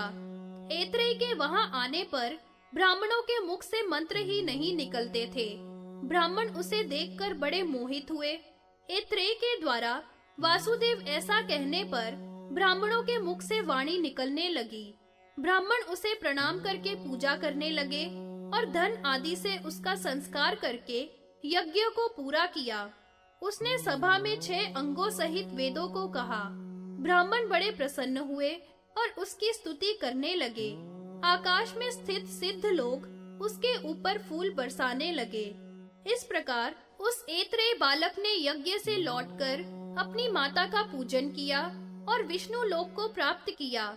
ऐसे ब्रह्मा ने वशिष्ठ को सुनाया था। हे ब्राह्मणों, 12 अक्षर मंत्र का वैभव मैंने भी तुमसे कहा। इस महापापों का नाश करने वाले मंत्र का जप करने वाले या सुनने वाले तथा इस कथा को पढ़ने वाले मनुष्य परम पद को प्राप्त होते हैं। पापाचार से मुक्त भी पुरुष 12 अक्षर मंत्र में तल्लीन होकर परम पद को पाता है, इसमें संदेह नहीं है। फिर स्वधर्म में स्थित वासुदेव परायण महात्मा विष्णु लोक को पावे, इसके कहने की आवश्यकता नहीं है। अष्टाक्षर मंत्र की प्रशंसा। सूत जी बोले, हे ब्राह्मणों, नमो नारायणाय अष्टाक्षर मंत्र और ओम नमः वासुदेवाय 12 अक्षर मंत्र परमात्मा के सबसे श्रेष्ठ हैं। ओम नमो शिवाय षडाक्षर मंत्र सर्वार्थ साधक तथा परमात्मा का विशेष प्रिय है। शिव तराय, मयस्कराय और नमस्ते शंकराय ये मंत्र ब्रह्मा, विष्णु इत्यादि देवताओं के प्रिय हैं। ये सभी इन्हीं मंत्रों से पूजा करते हैं। शिव, शंकर, रुद्र, उमापति को ही कहते हैं। इन मंत्रों का जप करने पर मनुष्य ब्रह्म हत्या से भी छूट जाता है। पहले त्रेता युग में मेघवाहन कल्प में एक धुंधमुख नाम का ब्राह्मण हुआ। वह उस कल्प में किसी मुनि के शाप से दुरात्मा उत्पन्न हो गया। धुंधमुख ने कामासक्त चित्त से भार्या में गर्भ स्थापन किया। अमावस्या के दिन रुद्र देवता के मुहूर्त में उसकी विशल्या नाम की पत्नी से वह पुत्र उत्पन्न हुआ। रुद्र के समीप में जन्म लेने पर तथा शनि की दृष्टि होने पर माता पिता को कष्ट कारक हुआ। मित्र, वरुण आदि ऋषियों ने उसे दुष्पुत्र बतलाया। वशिष्ठ ऋषि ने बताया कि यह नीच होने पर बृहस्पति के प्रभाव से पापों से मुक्त हो जाएगा। पिता ने जाति कर्म संस्कार आदि करने के बाद उसे अध्यापन कराया। उसका विवाह भी कर दिया। धुंधमुख का वह पुत्र मदोन्मत्त होकर अन्य शूद्रा भार्या के साथ गमन करने लगा। उस शूद्रा के साथ मदिरा पान करके वह दुर्बुद्धि धर्म को भूल गया। किसी कारण से उस पापी ने उस शूद्रा को मार दिया। फिर उस शूद्रा के भाइयों ने धुंधमुख को तथा उनकी पत्नी और पुत्र वधु को आकर मारा। राजा ने उसके साले आदि को नष्ट कर दिया। इस प्रकार दोनों ही कुल नष्ट हो गए। तब धुंधमुख का पुत्र घूमता हुआ एक मुनि के आश्रम में जा पहुंचा, जो कि रुद्र के जप में परायण थे। उस मुनि ने उसने पाशुपत व्रत प्राप्त किया और पंचाक्षर तथा षडाक्षर मंत्रों को प्राप्त किया। फिर 5-5 लाख दोनों का जप किया। 12 दिव्य महीनों तक विधिवत व्रत करके वह काल गति को प्राप्त हुआ। यमराज ने इसकी पूजा की। उसने अपने पिता, माता, पत्नी और साले आदि सभी का उद्धार किया। इस सभी के साथ विमानों में चढ़कर वह इंद्र आदि देवताओं के द्वारा स्तुति किया गया रुद्र का प्रिय बना। इससे अष्टाक्षर मंत्र से और 12 मंत्र से करोड़ों गुना फल मिलता है। इसमें विचार नहीं करना चाहिए। पूर्व में कही शक्ति बीजों से युक्त जो इनका जप करता है वह परम गति को प्राप्त होता है। हे द्विजो, यह उत्तम कथा मैंने तुमसे कही। जो इसको पढ़े या सुने अथवा सुनावेगा तथा उत्तम रुद्र मंत्र का जाप करेगा वह रुद्र लोक को प्राप्त करेगा। अलक्ष्मी का वृत्तांत। ऋषि बोले, हे सूत जी, देवों ने, ब्रह्मा ने और कृष्ण ने भी पूर्व में पाशुपत व्रत किया। पतित ब्राह्मण धुंधमुख के पुत्र ने उससे परम गति प्राप्त की। सो हे सूत जी, वह पाशुपत व्रत कैसा है वह हमसे कहिए। इसका हमें बड़ा कौतूहल है। तथा शिव जी का नाम कैसे हुआ यह भी कहिए। सूत जी बोले, हे द्विजो, पूर्व के शाप से विमुक्त ब्रह्मपुत्र ऊंट की देह को त्याग कर रुद्र के प्रसाद से यहाँ शिलादि मुनि के पास आया और नमस्कार करके महेश्वर व्रत को पूछता भया और शिव के पशुपति होने का कारण पूछा। यही वृत्तांत द्वैपायन व्यास ने सुना, वही तुमसे कहता हूँ। सनत कुमार ने कहा, पशुपति नाम देव शंकर का कैसे है? पशु कौन है? कौन पाश है जिससे पशु बंधे हैं और कैसे मुक्त हैं? शैल आदि बोले, हे सनत कुमार, तुम रुद्र के भक्त हो, सो तुमसे यथार्थ रूप से कहता हूँ।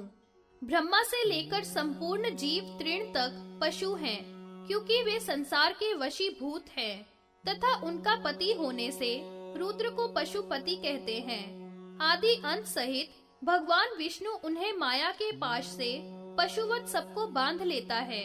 ज्ञान योग से सेवन किया हुआ वही सबका मोचक है। उनसे अलग अविद्या रूपी पाश से उन्हें कोई छुड़ा नहीं सकता। परमात्मा शंकर के बिना उनकी कोई गति नहीं है। 24 तत्व ही माया के पाश हैं। जीवों के द्वारा उपासना किया हुआ शिव ही उन्हें छुड़ाता है और 26 तत्वों से ही वह जीवों को माया के पाश में बांध देता है।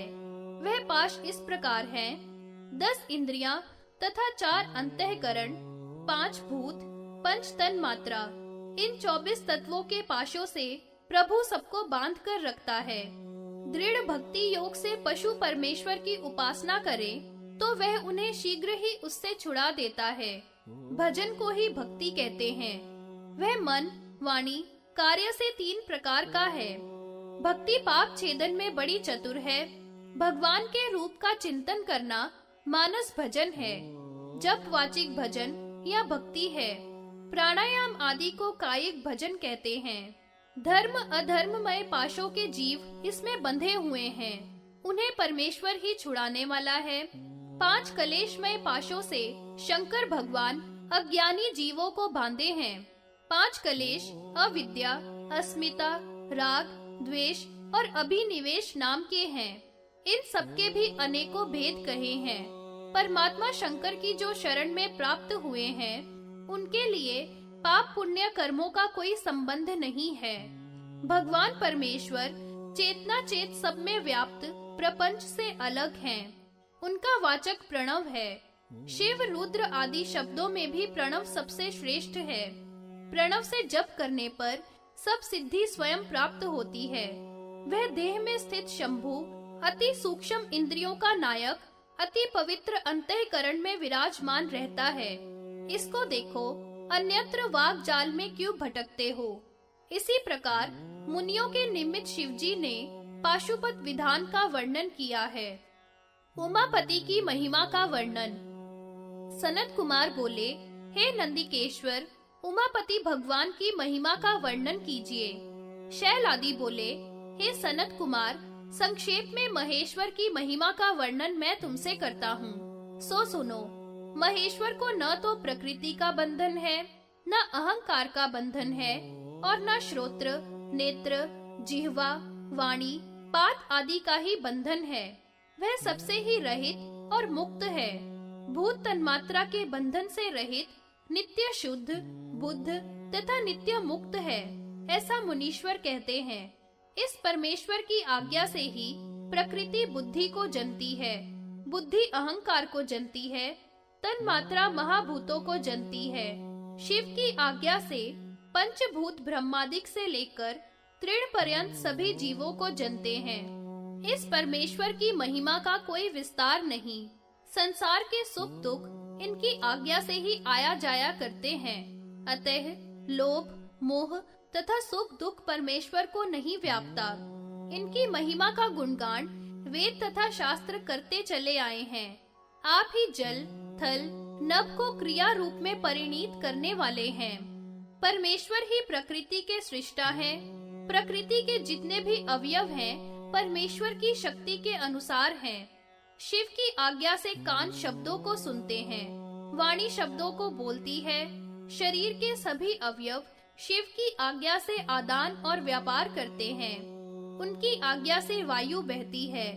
अति अग्नि देवों के द्रव्यों को भक्षण करता है तथा पितरों को तृप्त करता है।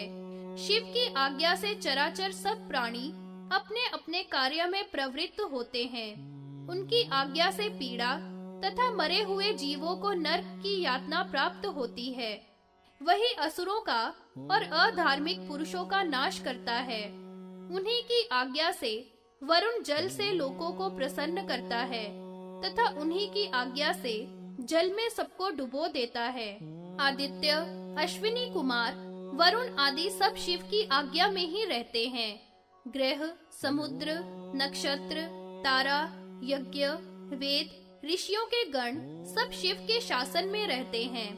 पितरीश्वर, सात समुद्र, पर्वत, वन, सरोवर सब शिव की आज्ञा के पालक हैं।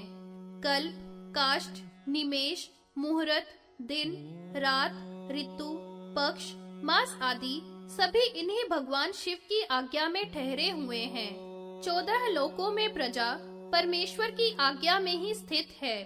पाताल आदि सभी भुवन और ब्रह्मांड सभी वस्तु उनकी कृपा से ठहरे हुए हैं।